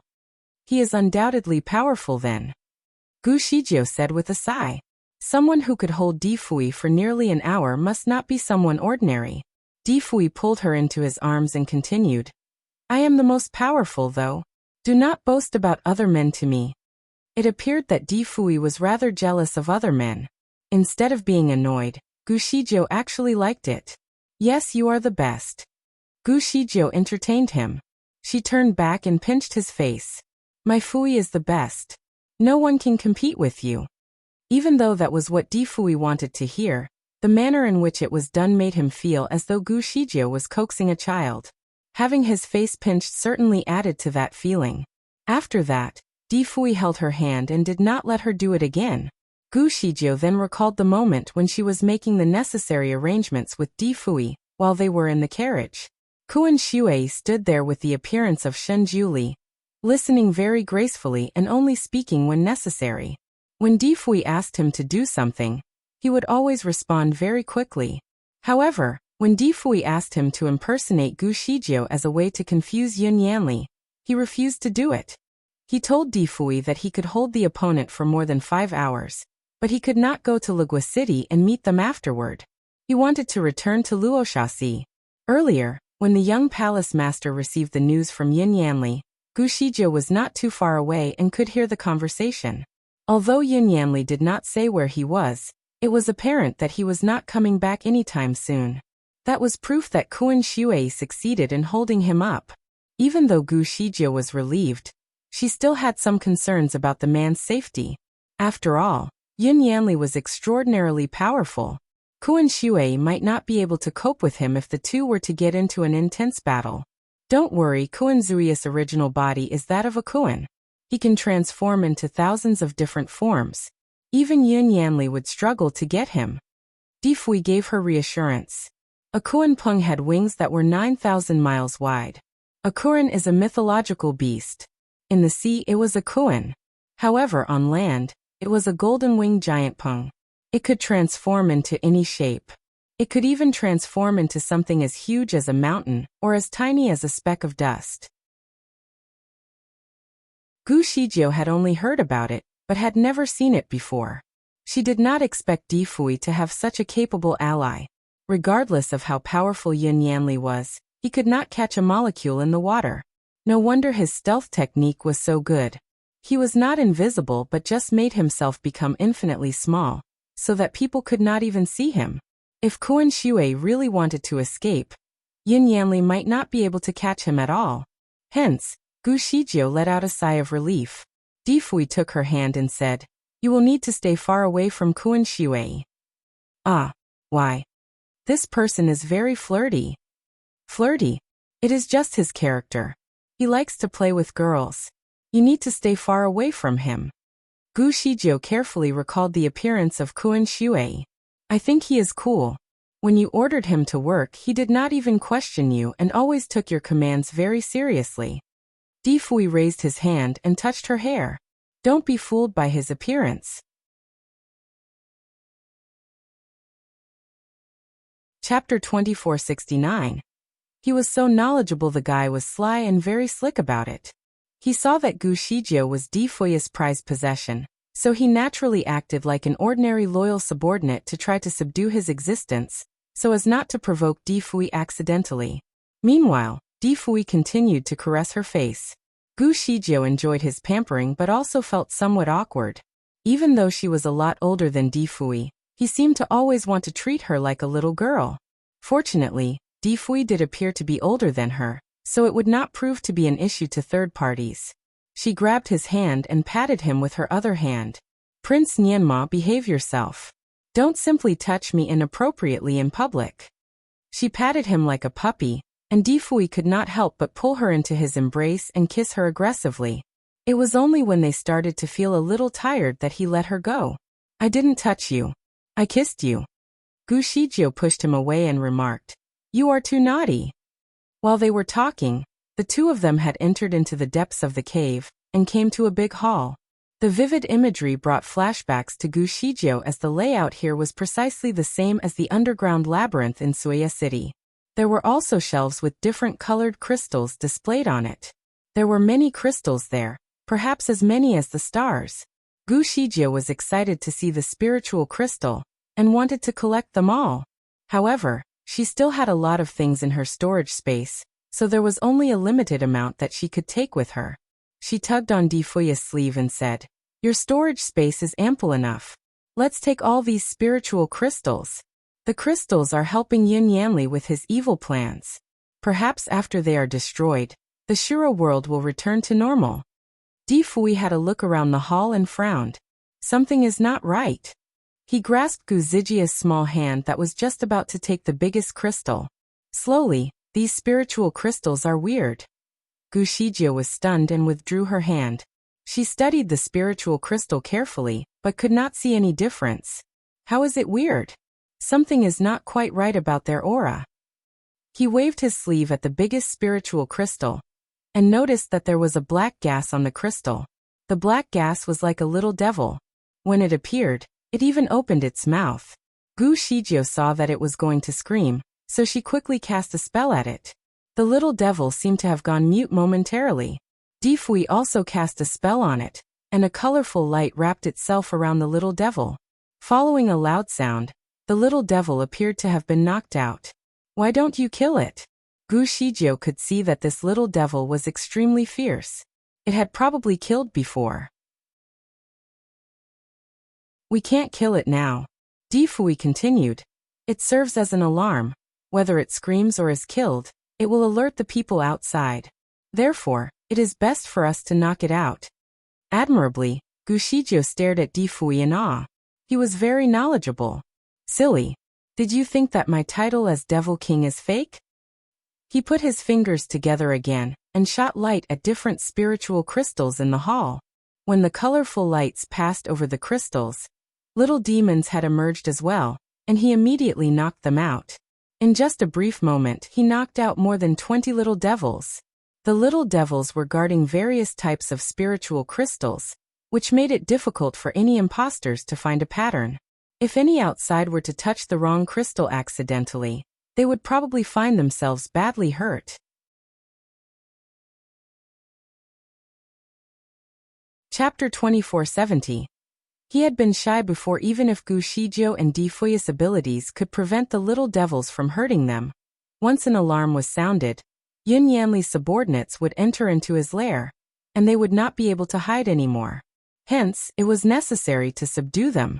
After he was done with the little devils, Di Fui started to store the unaffected spiritual crystals into his own storage space, and left the guarded crystals untouched, so as not to alarm anyone. Meanwhile, Gu Shizhou had already found a secret door for them to continue moving forward. To open this door, one had to possess at least a level 9 spiritual power. In the past, Gu Shizhou was unable to open the door, but this time she could. She opened the secret door in just a few seconds and found a pathway made with jade behind the door. This jade could absorb all the light in the area, so when the door was opened, the hallway looked completely dark. There seemed to be a draft of cold wind circulating inside the hallway. Even though the wind was not strong, the cold wind seemed to get straight into the bones. Gu Shizhou shivered, and the hair on her back was standing in unison. Di Fui pulled her behind him and said, "Don't rush, follow me." He raised his hand and created a small wizardry barrier around her body. The barrier was able to shield her from the cold wind. This man really treated her like a prized porcelain doll. Gu Shizhou looked at his broad shoulders and muscular figure from the back and was impressed. However, she also found it somewhat weird. It was just a gust of wind. He was really overreacting. Did he really think that she was so weak? Nonetheless, it felt so good to be protected by her sweetheart. Gu Shizhou put her face on his back and embraced his waist with her arms. "Fui, I really love you." Di Fui was stunned for a moment. After a brief pause, he simply nodded in response. It was completely out of her expectations to see him acknowledge her sweet words so nonchalantly. The man was so playful, and she definitely expected him to respond sweetly. Did he not like her to be so open about her feelings? The lady was not very open about her feelings, but she could feel how much Di Fui cared for her. Nonetheless, the awkward response made her regret her action. She wanted to pull her hands away from his waist, but he held her wrists and did not let go. Although the entire place was dark, Gu Zijia's abilities allowed her to see everything clearly. She saw that Di Fui's ears were slightly reddish. She also realized that the palms that were holding her hands were very hot. It was as if an iron was on her hands. Was this guy embarrassed? He had been shy before. With that note, Gu Shizhou could not help but smile. She was not a very expressive person, but when she was with him, she was always inexplicably happy. If she were not worried about the abrupt changes that were expected to hit him, she would have been even happier. "How do you feel?" Gu Shizhou asked softly. "Very good." Di Fui whispered to her. "Stupid. I want to know about your condition. Do you feel any pain?" "Not yet." Gu Shizhou breathed a sigh of relief. "Perhaps the poison has been digested by your body and will not erupt any further. After all, if I am not mistaken, the purple cloud mushroom is the spiritual power from your past life." "Maybe." Di Fui felt a gentle warmth in his body the entire time he was with Gu Shizhou. It felt just like a breeze in the spring. Everything was going well for him. Even the wound he suffered before from extracting blood directly from the heart was now healed. No scars were left from the injury. In stark contrast, the wind in the passage was freezing cold. As Di Fui stayed in front, he shielded the wind from Gu Shizhou, but understood why there were no traps along the pathway. This wind itself would have been able to keep away a significant number of people. The reasons why Di Fui could stand the cold were due to his unique physique and high spiritual power relative to the other people in the Shura world. In order to ensure that Gu Shijie was really protected, he had even placed a wizardry barrier over her body that could diminish the effects of the wind. Curious about the nature of the cold wind, Di Fui inhaled a deep breath and frowned. The wind seemed to be the yin aura of the place, and it was certainly powerful. Then he was trying to guess what could be waiting for them at the end of the path. At the end of the trail, Gu Shijie had not expected to see what appeared to be a glimpse of the galaxy. The view was so vast that they could not even see the borders at a glance. However, although it looked like a galaxy, what they saw was not actually the stars. They were spiritual crystals arranged in a unique array. These spiritual crystals seemed to be naturally very bright. Therefore, when they were placed in this dark abyss, they looked even more brilliant, just like the stars. Upon closer observation, the couple found that there was a dark red station under each of the crystals. As the surrounding was unlit, they could not see the base at first glance. Furthermore, the spiritual crystals were arranged just like a starry night sky. The crystals densely covered the sky, and the end could not be seen. In the central part of the galaxy, there was a small high platform that was built with gongs. It looked like a small moon that was rotating slowly in the middle of the galaxy. This view was stunning. One could easily feel as though they were up in the sky for a moment. Meanwhile, the cold wind was still present. In fact, the closer they got to the galaxy, the stronger the wind. Di Fui's robe fluttered frantically while they were there. Gu Shijie was caught in the moment, but after regaining her senses, she felt that this view of the galaxy was somewhat familiar to her. She was certain that she had seen it before. She also realized that the aura in the place gave her a dark and ominous feeling. The wind almost felt like the cries of the dead. Although she was protected by the wizardry barrier set up by Di Fui, she could still sense the extreme chill in the surrounding once they reached this place. Afraid that she was missing some details, Gu Shijie used a spell to sharpen her vision of the galaxy. After observing everything here, she shuddered. These were wraiths. They seemed to be shielding the spiritual crystals or trapped in them. Either way, they must be the reason for the cold wind. These evil spirits were generally red in color. In fact, the more powerful they were, the redder they would appear. Oddly enough, the evil spirits here were pale. It was usually the grievances of the wraiths that caused them to be red. Had these spirits died without suffering? Or had it somehow been sucked away by the crystals and merged into the high red platform at the center? What is this array? Gu Shijie whispered and asked the firmament stone on her wrist. The firmament stone was also confused. I don't know. There is nothing about this place in my information bank. Even the worldly firmament stone could not recognize it. Therefore, it seemed like this array was extremely rare. Gu Shijie was about to reply to it, but Di Fui suddenly grabbed her. Quickly! Teleport us there. Gu Shijie did not even question Di Fui and immediately teleported to the direction in which he pointed. Apparently, they had walked into a deadly corner of the formation. Just when they left, the evil wraiths suddenly burst into the scene at the place where they were initially standing.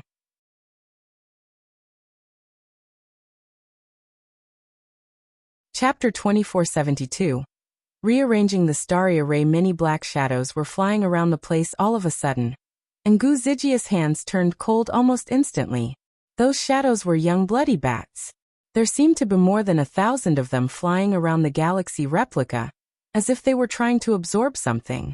However, they must have been alarmed by something in the vicinity, because they suddenly flew out of the area all at once, which felt as though a whirlwind was leaving the place.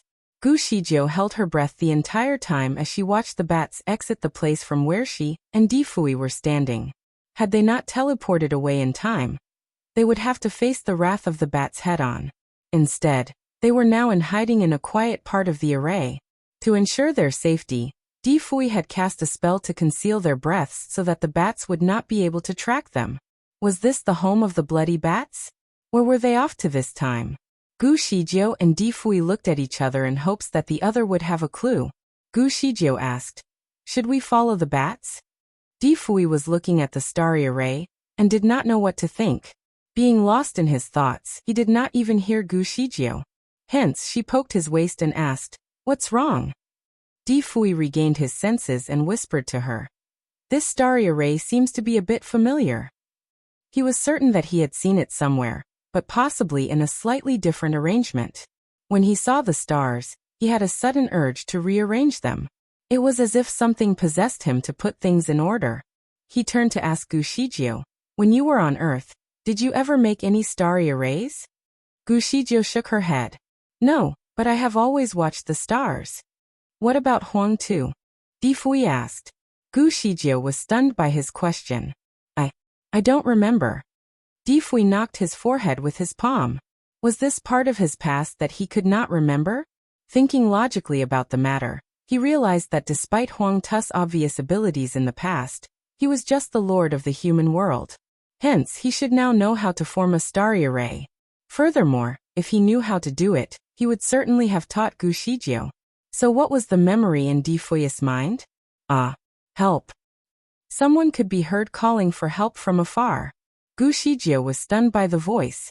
It seemed to come from the direction where the bats had gone. She pulled Di Fui along as she said, "Let's go and have a look." Before Di Fui could even reply to her, she had teleported with him to the direction of the voice she had heard. Because of her mastery over her teleportation technique, she could estimate locations very precisely. Soon, she found herself on a trigram-shaped platform with 18 pillars surrounding the area. There was a person tied to each pillar. To be more accurate, there were skeletons tied to each pillar as the people who were there had been killed by the bloody bats that swarmed over. Their fleshes were clearly eaten away. Gu Shijie managed to take a glimpse of the bats in the area, and noticed that their skin had turned from black to bright red after they entered this part of the cave. Although the place was too dark for Gu Shijie to see every detail, she noticed that the bats had turned their attention to something above them. Hence, she simply followed them up and found that there was a hidden passage above them, which led to the outside. There was a jungle outside, and they could hear the roaring of beasts that seemed to be charging at one another. It seemed that this place was the origin of the bloody bats. The starry array was the culprit. Gu Shijie clenched her fists in indignation.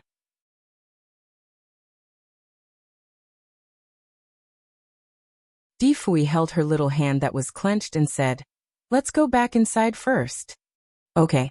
Gu Shijie teleported back inside with Di Fui. The two stood in front of the starry array again to try to figure it out. Upon contemplation, Gu Shijie said, "Let's destroy this starry array.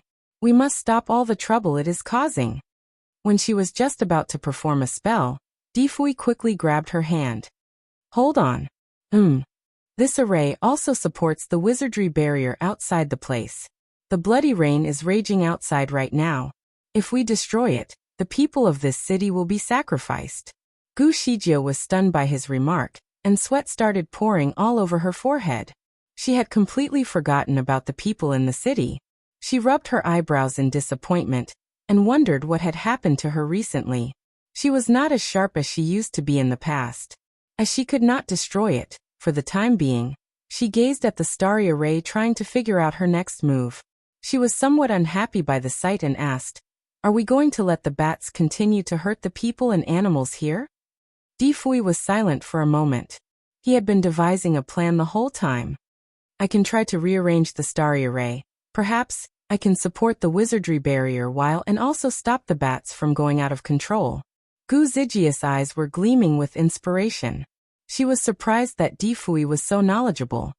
"Did the Divine Lord teach you this?" Di Fui replied, "No. I never had a teacher in this field." Gu Shijie was rendered speechless by his reply.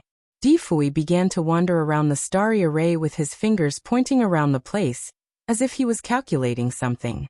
As Gu Shijie did not know what he was up to, she merely followed him and kept quiet so as not to distract him. Instead, she fended off any wraiths that came near to him. When she came close to the base of the array, Gu Shijie realized that the spiritual crystal seemed to be connected to the ground. She tried to push one of the crystals, but it would not move. She quickly shared this finding with Di Fui. "I am afraid that the array cannot be rearranged." Di Fui seemed to shake his head slightly.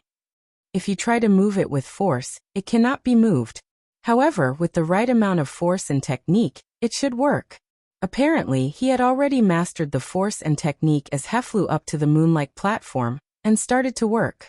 Like playing a game of chess, he lifted his sleeves and waved them in a specific direction on a spiritual crystal. In an instant, the spiritual crystal and the base below it moved silently. Everything happened very swiftly and gracefully. It was a dazzling sight.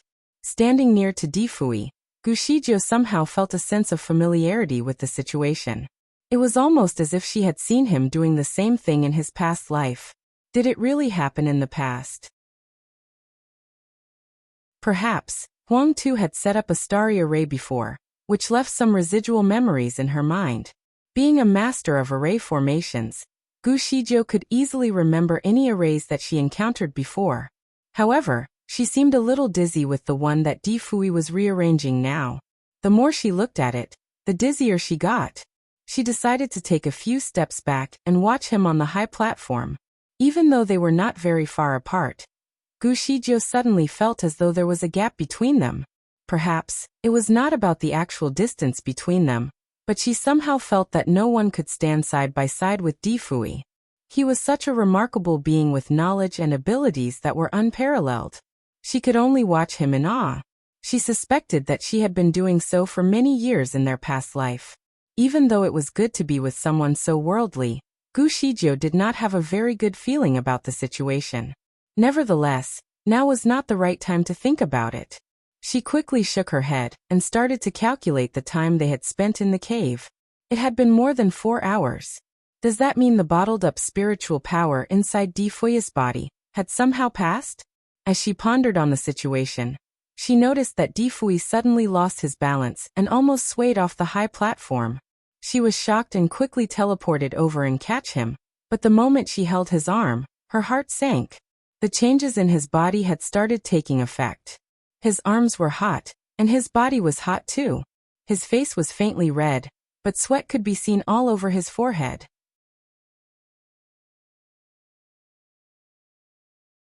Master, his body is reacting. The firmament stone flashed a message in her mind. Swiftly, it attached itself to Difui's wrist in an attempt to absorb the overflowing spiritual power from his body.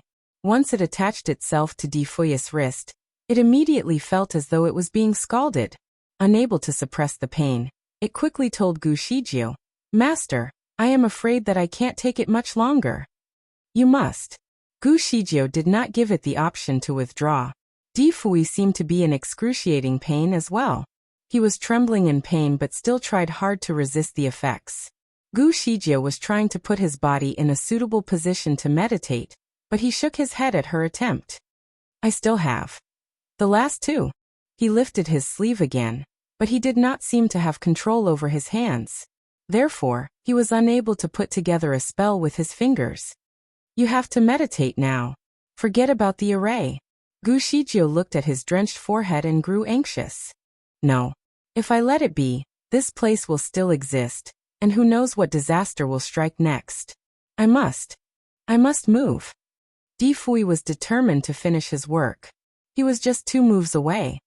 "Tell me how to move them. Let me do it." Gushijou was also determined to make sure Difui stayed alive. "To move this, you need to be at least at the level of a golden immortal. Otherwise, the grievances inside the crystals will consume you." Difui did not want her to take the risk. Gushijou took a deep breath, and was not ready to risk his life either. "Let me try." She had already seen the spiritual crystal that Difui wanted to move, so she pinched her fingers together to cast a spell. It was actually the same spell that Difui had used. "Quickly tell me the method to move it. Let me try." At this moment, the spiritual power in Difui's body all haywire. He couldn't control the spiritual crystals anymore. He saw that Gushijou could actually cast the spell, and that she was determined to make it work. If he did not give her a chance, she would certainly be furious at him. "All right, I will tell you the steps, but if anything seems wrong, please stop." Difui then told her how to move the crystals, and also told her where the 2 crystals needed to be placed. Gushijou needed to recite some kind of rhyme to complete the process. Although it was not long, it was certainly rather strange. Despite Gushijou's wealth of experiences, even she did not understand it. Fortunately, she just needed to recite it, and did not need to understand it. As Gu Shijie was undoubtedly intelligent, she managed to remember everything and started moving the crystals. However, she was nowhere near as graceful as Difui. When he moved these crystals earlier, it seemed like they were weightless as his movements were free and easy. However, Gu Shijie did not have the same experience. Moving the small crystals felt as though she was trying to move a mountain. She needed to use all her strength. She felt like an ant that was trying to push an elephant. The grievances attached to the crystal were very reluctant to be moved. They had used their strength to stay in place as well. Gu Shijie had been sweating all over, but only managed to move one of the crystals a little. Unfortunately, the crystal was still several feet away from its intended location. Gu Shijie frowned in disappointment. Judging from the difficulties that she was facing, it would take her several hours to move both crystals to their intended locations. That was assuming that she would even have any spiritual power left in her body to continue to move it. The firmament stone suddenly flew over and attached itself to her wrist. Master, my spiritual power has reached its capacity. Let me transfer some spiritual power to you.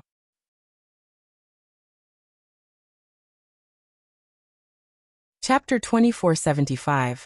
Rearranging the starry array for. Without waiting for a response from Gu Shijie, it began transferring the spiritual power that it had absorbed from Difui. The sudden absorption of spiritual power was overbearing for the firmament stone, and it was eager to channel some of it away. While the spiritual power was being transferred, Gu Shijie felt as though her veins were swelling up all around her body. It was a truly painful experience. The sheer discomfort that Gu Shijie experienced from absorbing the excess spiritual power from the firmament stone made Gu Shijie wonder how much pain Difui had been enduring. She decided to check on him, and found that he was sitting like a Buddha in an attempt to meditate. She was a little relieved by the sight. In that brief moment, the firmament stone managed to transfer a significant amount of spiritual power to Gu Shijie. In fact, she was worried that she would be able to experience a breakthrough in her power. Her original spiritual power was at level 9. 2. However, it became apparent to her that she was about to reach level 9. Once she passed the level of 9, she would reach level 10 and experience a catastrophe that would possibly allow her to ascend to heaven. However, now was definitely not the right time for her to ascend. It would certainly attract Yin Yanli's attention, and he would be here in no time. Thinking on her feet, Gu Shijie immediately channeled the power she was receiving towards moving the spiritual crystal that she had been working tirelessly to rearrange. Due to the improvement in her spiritual power, she managed to move the crystal a little faster than before. Also, she managed to reduce the level of spiritual power in her body. Soon, the firmament stone had transmitted all the spiritual power it had absorbed from Difui into her body. It felt a bit tired, but since it now had the capacity to help Difui again, it quickly attached itself to his wrist and continued to absorb his spiritual power. It suddenly felt as though it was a device that could transfer spiritual power from one being to another. Although the procedure was tiring, the firmament stone had no other options. It continued to push itself, and without knowing, an hour had passed. In that time, Gu Shijie finally managed to move the two spiritual crystals to their designated locations. The very moment that it happened, the cold wind that had been flowing in between the crystals suddenly disappeared. Instead, it was replaced by a faint, lukewarm wind that whirled in between the crystals as if it was comforting the suffering wraiths. The calm that replaced the stormy winds from before gave Gu Shijie the assurance she needed that she was successful. There was no need for her to disturb Difui to confirm it. As usual, Gu Shijie achieved the impossible by performing a task that only a golden immortal could do. Triumphantly she cheered. Success. How can I? Upon looking at Difui, she stopped before she finished the sentence. Difui was still sitting there quietly. He was as still as a mountain, which made him look just like a statue. Gu Zijie's heart suddenly sank from the jubilant rush that she had moments ago. She rushed over and put her hand on his shoulder. Fui. Upon touching him, she realized that his body was cold and hard. It felt nothing like touching human skin. In fact, it almost felt as though she was touching a piece of jade. Did he become a statue? Startled by this discovery, she quickly checked his entire body and realized that he had become a jade statue. The details on the status were extremely realistic. Even his eyelashes were clearly defined. But how could he become a jade statue? Did Difui leave a jade statue here before he left? It was impossible. Gu Shijie was confident that he would not leave her behind here. But if that were the case, was this statue really Difui?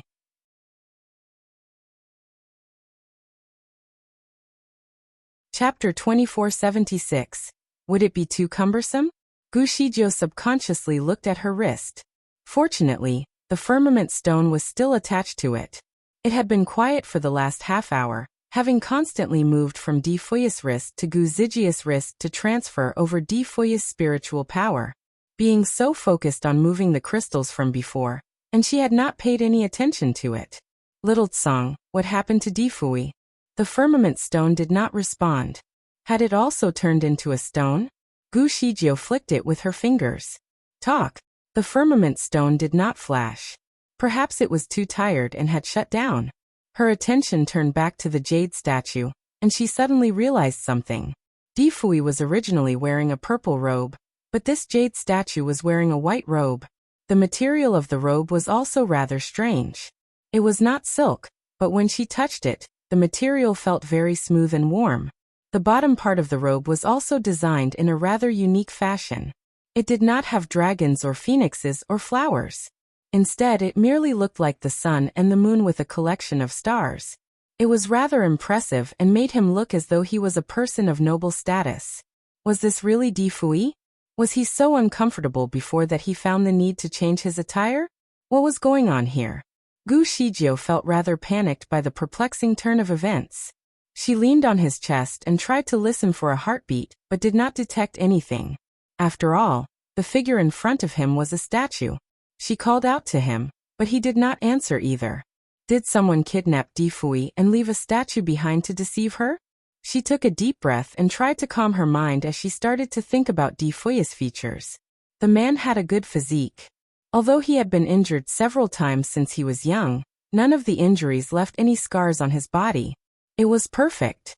In fact, it was too perfect that Gu Shijie could not even tell if this was really him. All of a sudden, she recalled that there was a birthmark on top of his left thigh. The place was so private that if she had never had sex with him, she would never know that it existed. Hence, if someone tried to make a replica statue of him, the birthmark would probably be missing. However, to check the specific area, Gu Shijie needed to remove his clothing. Unconvinced, Gu Shijie stood there, contemplating whether she should remove his clothes. Would it be too cumbersome if she stripped it off? Nonetheless, if she did not, how would she be able to verify whether this statue was really Difui? Furthermore, since no one was around, it seemed like there was no downside. Hence, she went ahead and removed his robe. The moon was extraordinarily bright during the mid-autumn season of the year. In fact, it was time for the annual Mid-Autumn Festival. The round moon had risen high in the sky and was clear and bright. The clouds looked like pieces of cotton wrapped around the moon. It was certainly a breathtaking sight. On the bank of Taihu Lake, the moon was reflected onto the lake. It looked somewhat mysterious when ripples scattered the surface. Meanwhile, the surrounding streets were sprinkled with bright lights everywhere. There was a mountain peak in the middle of Taihu Lake. Although the peak was not very high, it was an excellent place to watch the moon. In a small pavilion on the peak, two people were sitting opposite each other. There were a few pastries and side dishes laid on the table in front of them along with a jug of wine.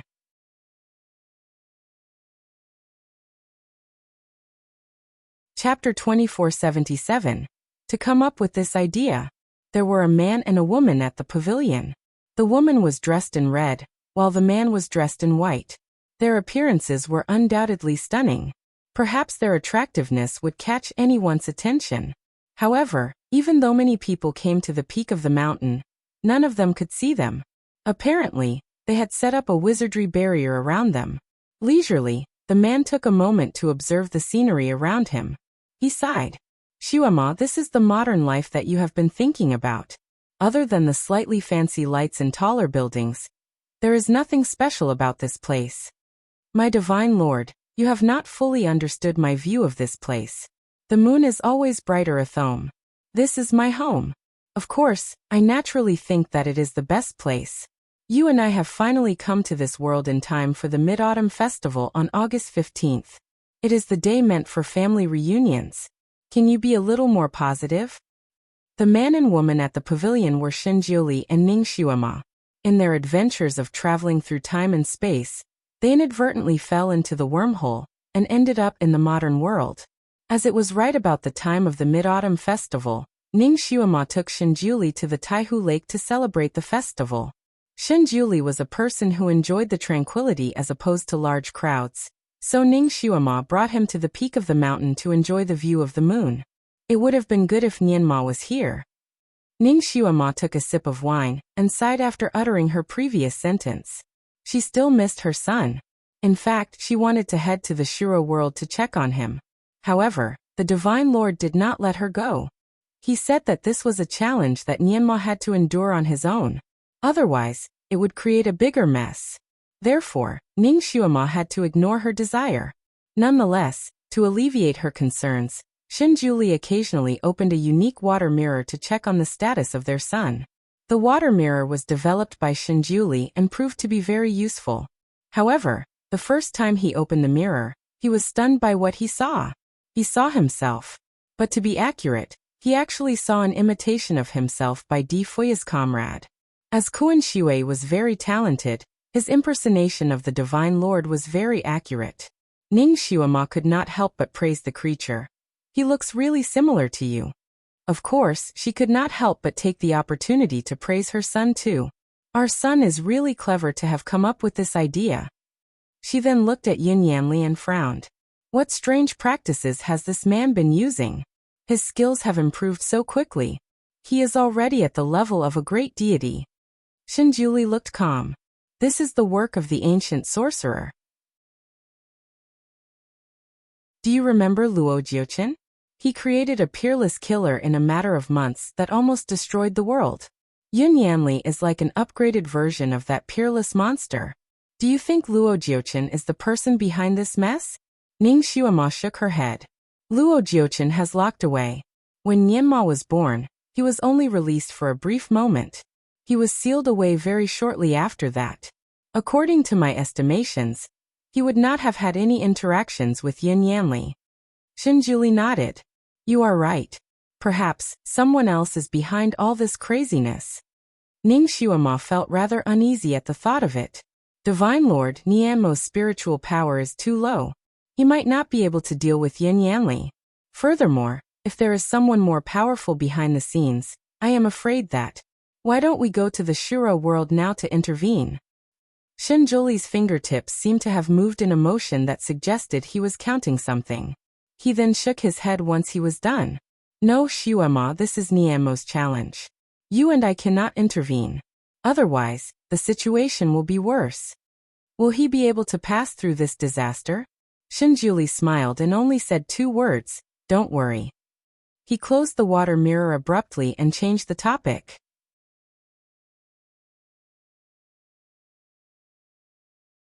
Even though Shinjiuli could keep his calm, Ning Xuema still felt uncomfortable about the events around her son.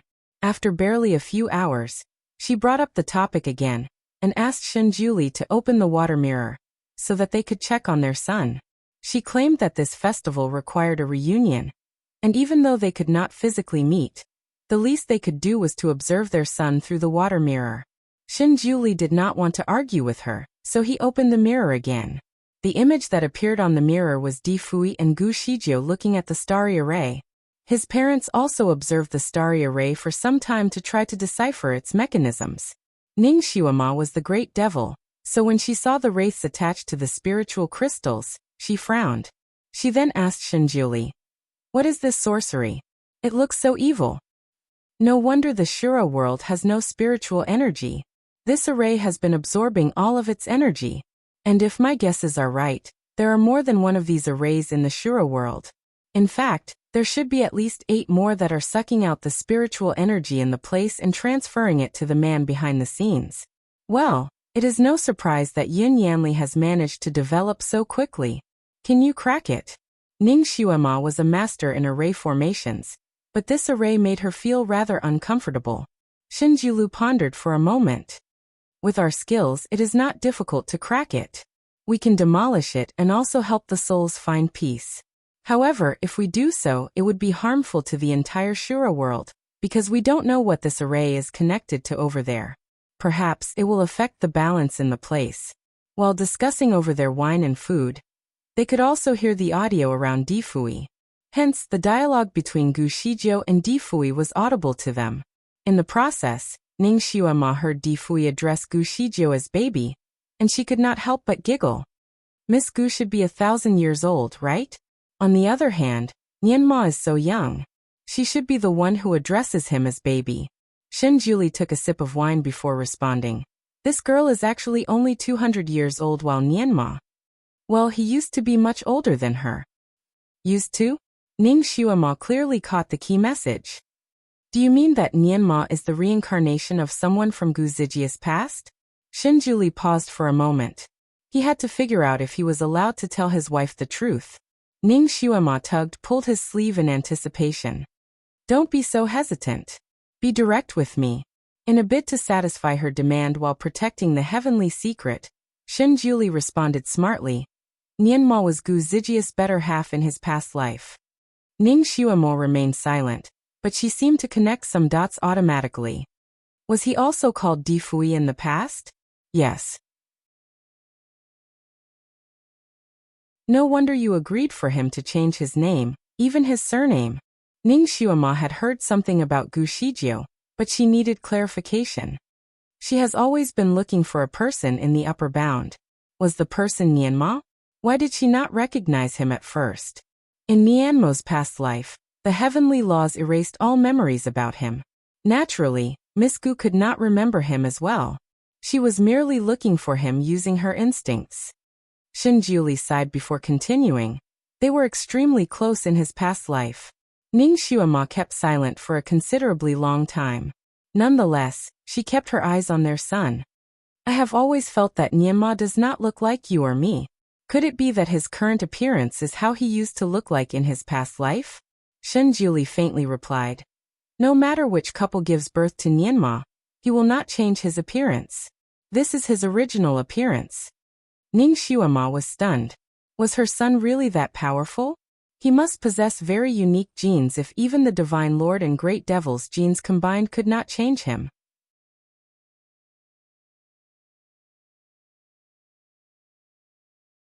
Chapter 2479. He felt that he had lived for too long. Who was he in his past life? While both of them were discussing, Difui had begun to rearrange the starry array. Ning Xuema had her eyes wide open as she watched her son on the high platform. He actually knows how to rearrange this starry array.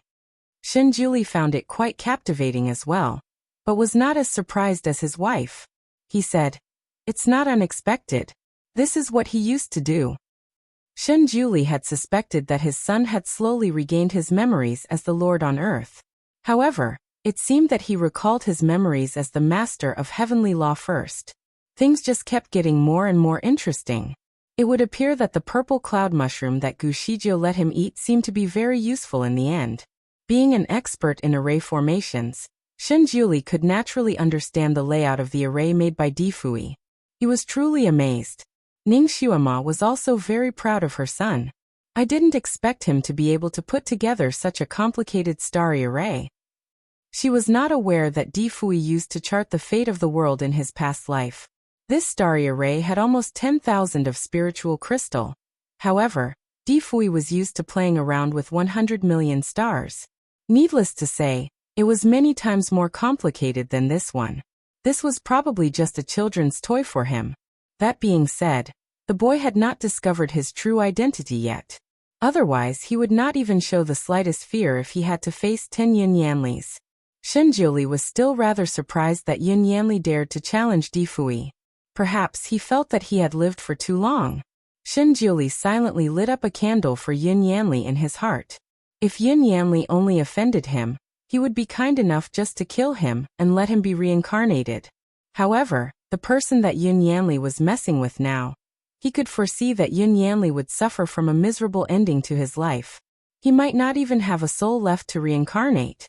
While being occupied in his thoughts, Ning Xuema suddenly tugged at his sleeve. Divine Lord, what happened to Nianma? Shenjuli looked at the water mirror and saw that Di Fui's body was undergoing abrupt, significant changes.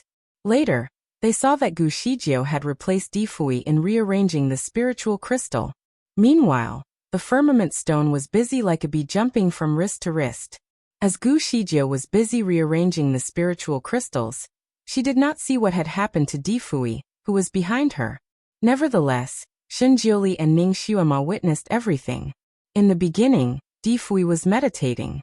His bodis veins were moving up and down like waves. It made Shenjiuli's heart pound in his chest. For a moment, he thought that his son might even explode. Ning Xuema was more nervous than him. Divine Lord, didn't you say that you had given him a pill that he could use to save his life? You told him to use it at the most critical moment. Why hasn't he used it yet? Shenjuli turned his attention to Gu Shijiao and sighed. The pill has been given to someone else. Ning Xuema kept silent then and there. She knew what had happened and could not help but sigh. This kid has no memories of his past lives, but he has always been good to his wife. The couple continued to observe the mirror, eager to help if they could. However, they could not do anything as they watched Di Fui slowly turn into a jade statue. Di Fui wanted to say something to Gu Shijiao, but he could not speak anymore. The entire transformation happened in seconds. Ning Xuema was stunned to the point where she felt that her heart had risen to her throat. Divine Lord Nianma. Shenjuli stared at the jade statue, and he looked surprised too. It seemed that he did not see this coming.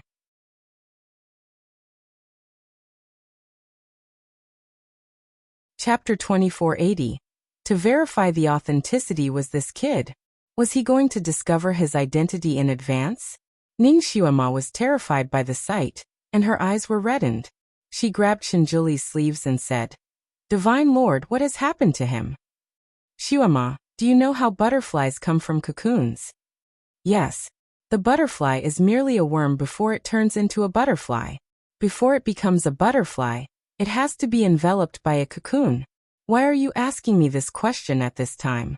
Are you trying to suggest that this jade statue is his cocoon? Shenjuli nodded. You could say so. The man was curious whether Di Fui would recall his identity as the master of the heavenly law or Huang Tuesday. Who would he be? Ning Xuema was a little relieved upon hearing Shenjuli's explanation. Nonetheless, she was still curious. When will he break out of the statue? Shenjuli did not know the answer as this was his first time witnessing such an event. All he knew was that a butterfly would generally take a few days to break out of its cocoon, so perhaps Di Fui might also take a few days. Do you think Miss Gu is startled by the fact that our Nianma has become jade statue? Ning Xuema was wondering what she would do to the statue. She didn't see Nianma actually change into a statue. What if she suspects that Nianma had been kidnapped? Or worse, will she crack open the jade statue to check if it is him? Shenjuli silently paid attention to Gu Zijia's actions. It was clear that Gu Shijiao was surprised by the turn of events. Although she was trying to stay calm, it was evident from her fingers that she was trembling in fear. Although Ning Xuema was worried that Gu Shijiao might crack open the statue, seeing her worried for her son gave her a sense of delight. Simultaneously, she also felt like jumping in to tell Gu Shijiao what was really going on. Fortunately, Gu Shijiao did not crack open the jade statue. Instead, she began to remove his robe after some careful thought. Ning Xuema was obviously shocked by her actions. Payak. Along with a sound, the water mirror disappeared. Shenjuli had kept the mirror. It was inappropriate for them to watch any further. What was going on? Why did she strip off his clothes? To verify the authenticity of the statue. Shenjuli responded briefly. Ning Xuema was speechless. They are. Have they shared an intimate moment already? Xuema, Nianma has grown up. Furthermore, they were originally husband and wife. It could be implied from these statements that the two of them had already been intimate with one another. No wonder when I look at Miss Gu, I could feel that something is not right. Is she pregnant? Ning Xuema generally paid more attention to her son than to Gu Shijiao. However, She did have a strange feeling that something was not right with her. Shinjuli seemed to have chalked all of a sudden. I didn't pay attention. How could he pay attention to the belly of his daughter-in-law? However, upon further contemplation, it could be true that Gushijio was pregnant. That would mean that Shinjuli would soon be a grandfather. That made him somewhat disappointed. Ning Xiuema pulled him up all of a sudden and said, "Divine Lord, let's go and look for them. One of them has become a jade statue, while the other is pregnant. Furthermore, they are in such a dangerous environment. Shijio will not be able to protect them both. We have to help them." Shinjuli sighed. He had been hiding something from her, but decided to tell her the truth. "Xiuema, we came to this world by accident. It would be difficult to return to heaven, so I can only imagine that it is even harder to go to the Shura world. We might not be able to get there even in 6 months." Ning Xiuemo remained silent. Gu Shijio finally removed every piece of clothing from the jade statue. She saw the birthmark at the top of his thigh. Of course, inevitably, she also saw something that she probably should not have seen without permission. It was the same size as it was in her memory.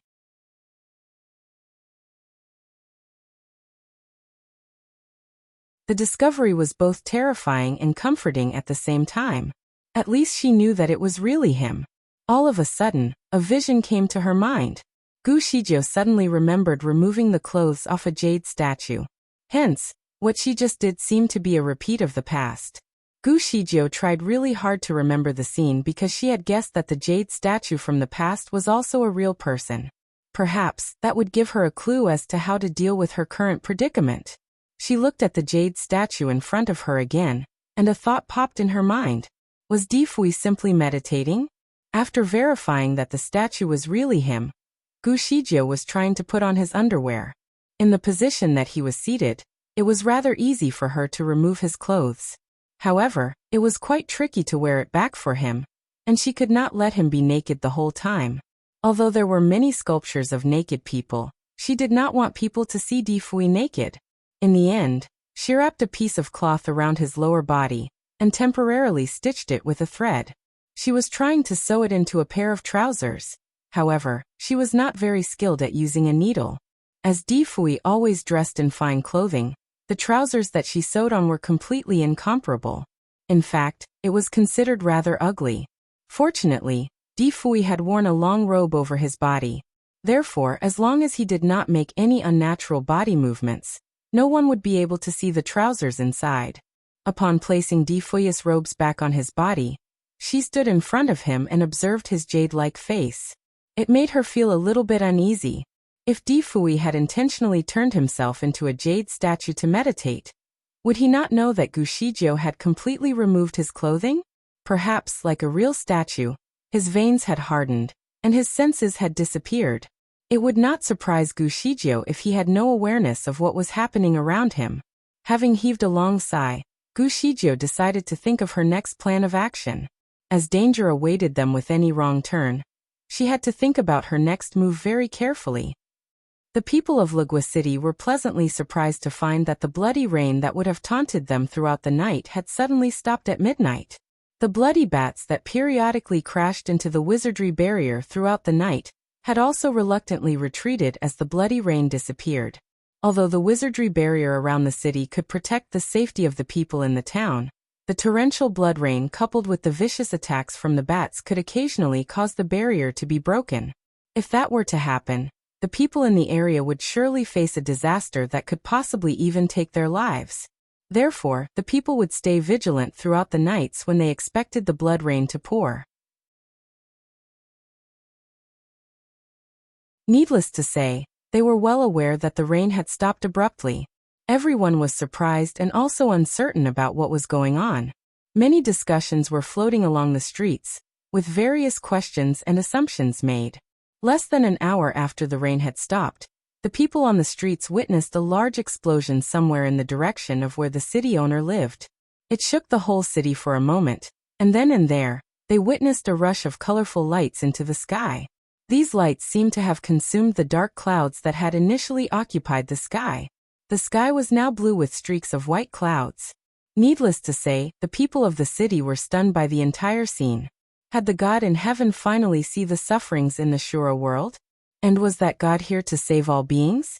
Even the young palace master, who had been tasked to search for Gu Shizhou and others, was stunned. Suddenly, the people witnessed a statue rising in the midst of the colorful light. The statue was wearing a white coat that looked like snow, and its belt was fluttering in the wind, as if he was a god that was formed from the colorful light. As everyone was quite far away from the source of the light, they could not see the face of the god clearly. However, the scenes were shocking enough. Someone in the crowd suddenly screamed, "God! God has come to save us!"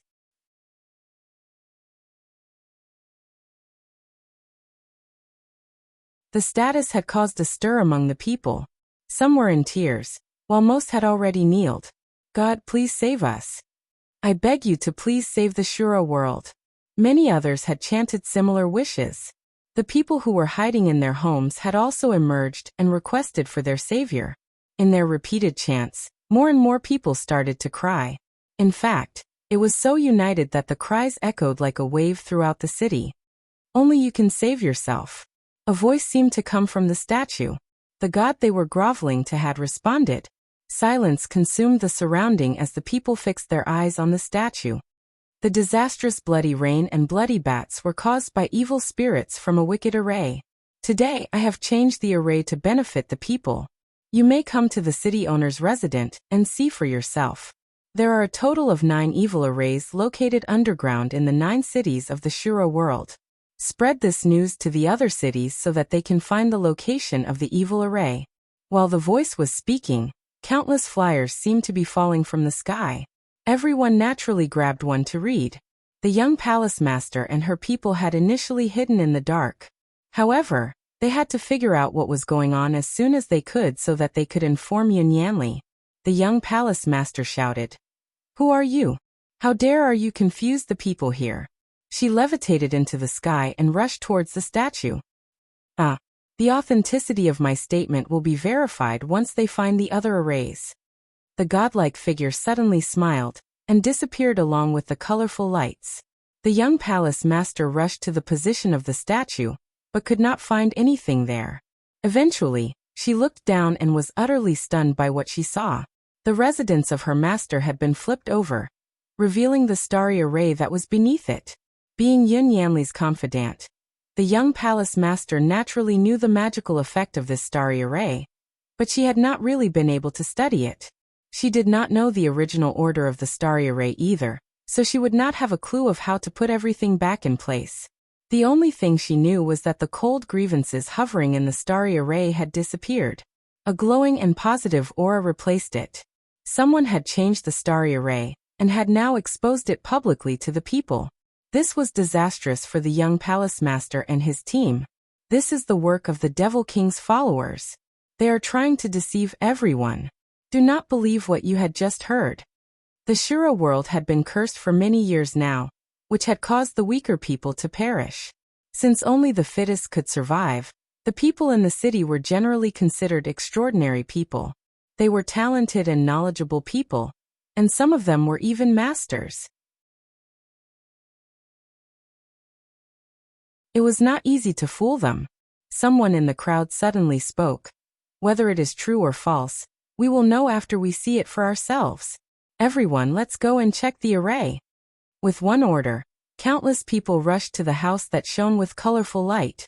The young palace master was speechless. She knew that something was not right. When Yun Yanli rushed back to Lagua City, it was already noon. When he first entered the city, he found that something was wrong. Initially, people worshipped him at every corner. They would greet him respectfully and send him well wishes. However, after his starry array had been exposed, the people naturally doubted him. There was an air of hostility around them. There were still people who greeted him, but only a few. Furthermore, the streets would usually be bustling at this time of day, but it was rather cold and empty at this moment. Instead, it seemed like his house was the only busy place. His heart sank at the realization that something was wrong. But what had happened? At lightning speed, he flew over Tohi's official residence to survey the area. He was utterly shocked to find that his official residence was blown up, and his starry array, which had been buried deep underground, was now exposed to the public. Moreover, for some reason, a propitious light surrounded it. You're tuning in to the Li Mei's Wuxia Whispers YouTube channel. We're so grateful for your support, and don't forget to subscribe to join us on this incredible journey through captivating stories. Your generosity through donations truly makes a world of difference, as it's the primary source of revenue that allows me to expand and enhance this channel for you. Thank you from the bottom of my heart for being a part of this adventure.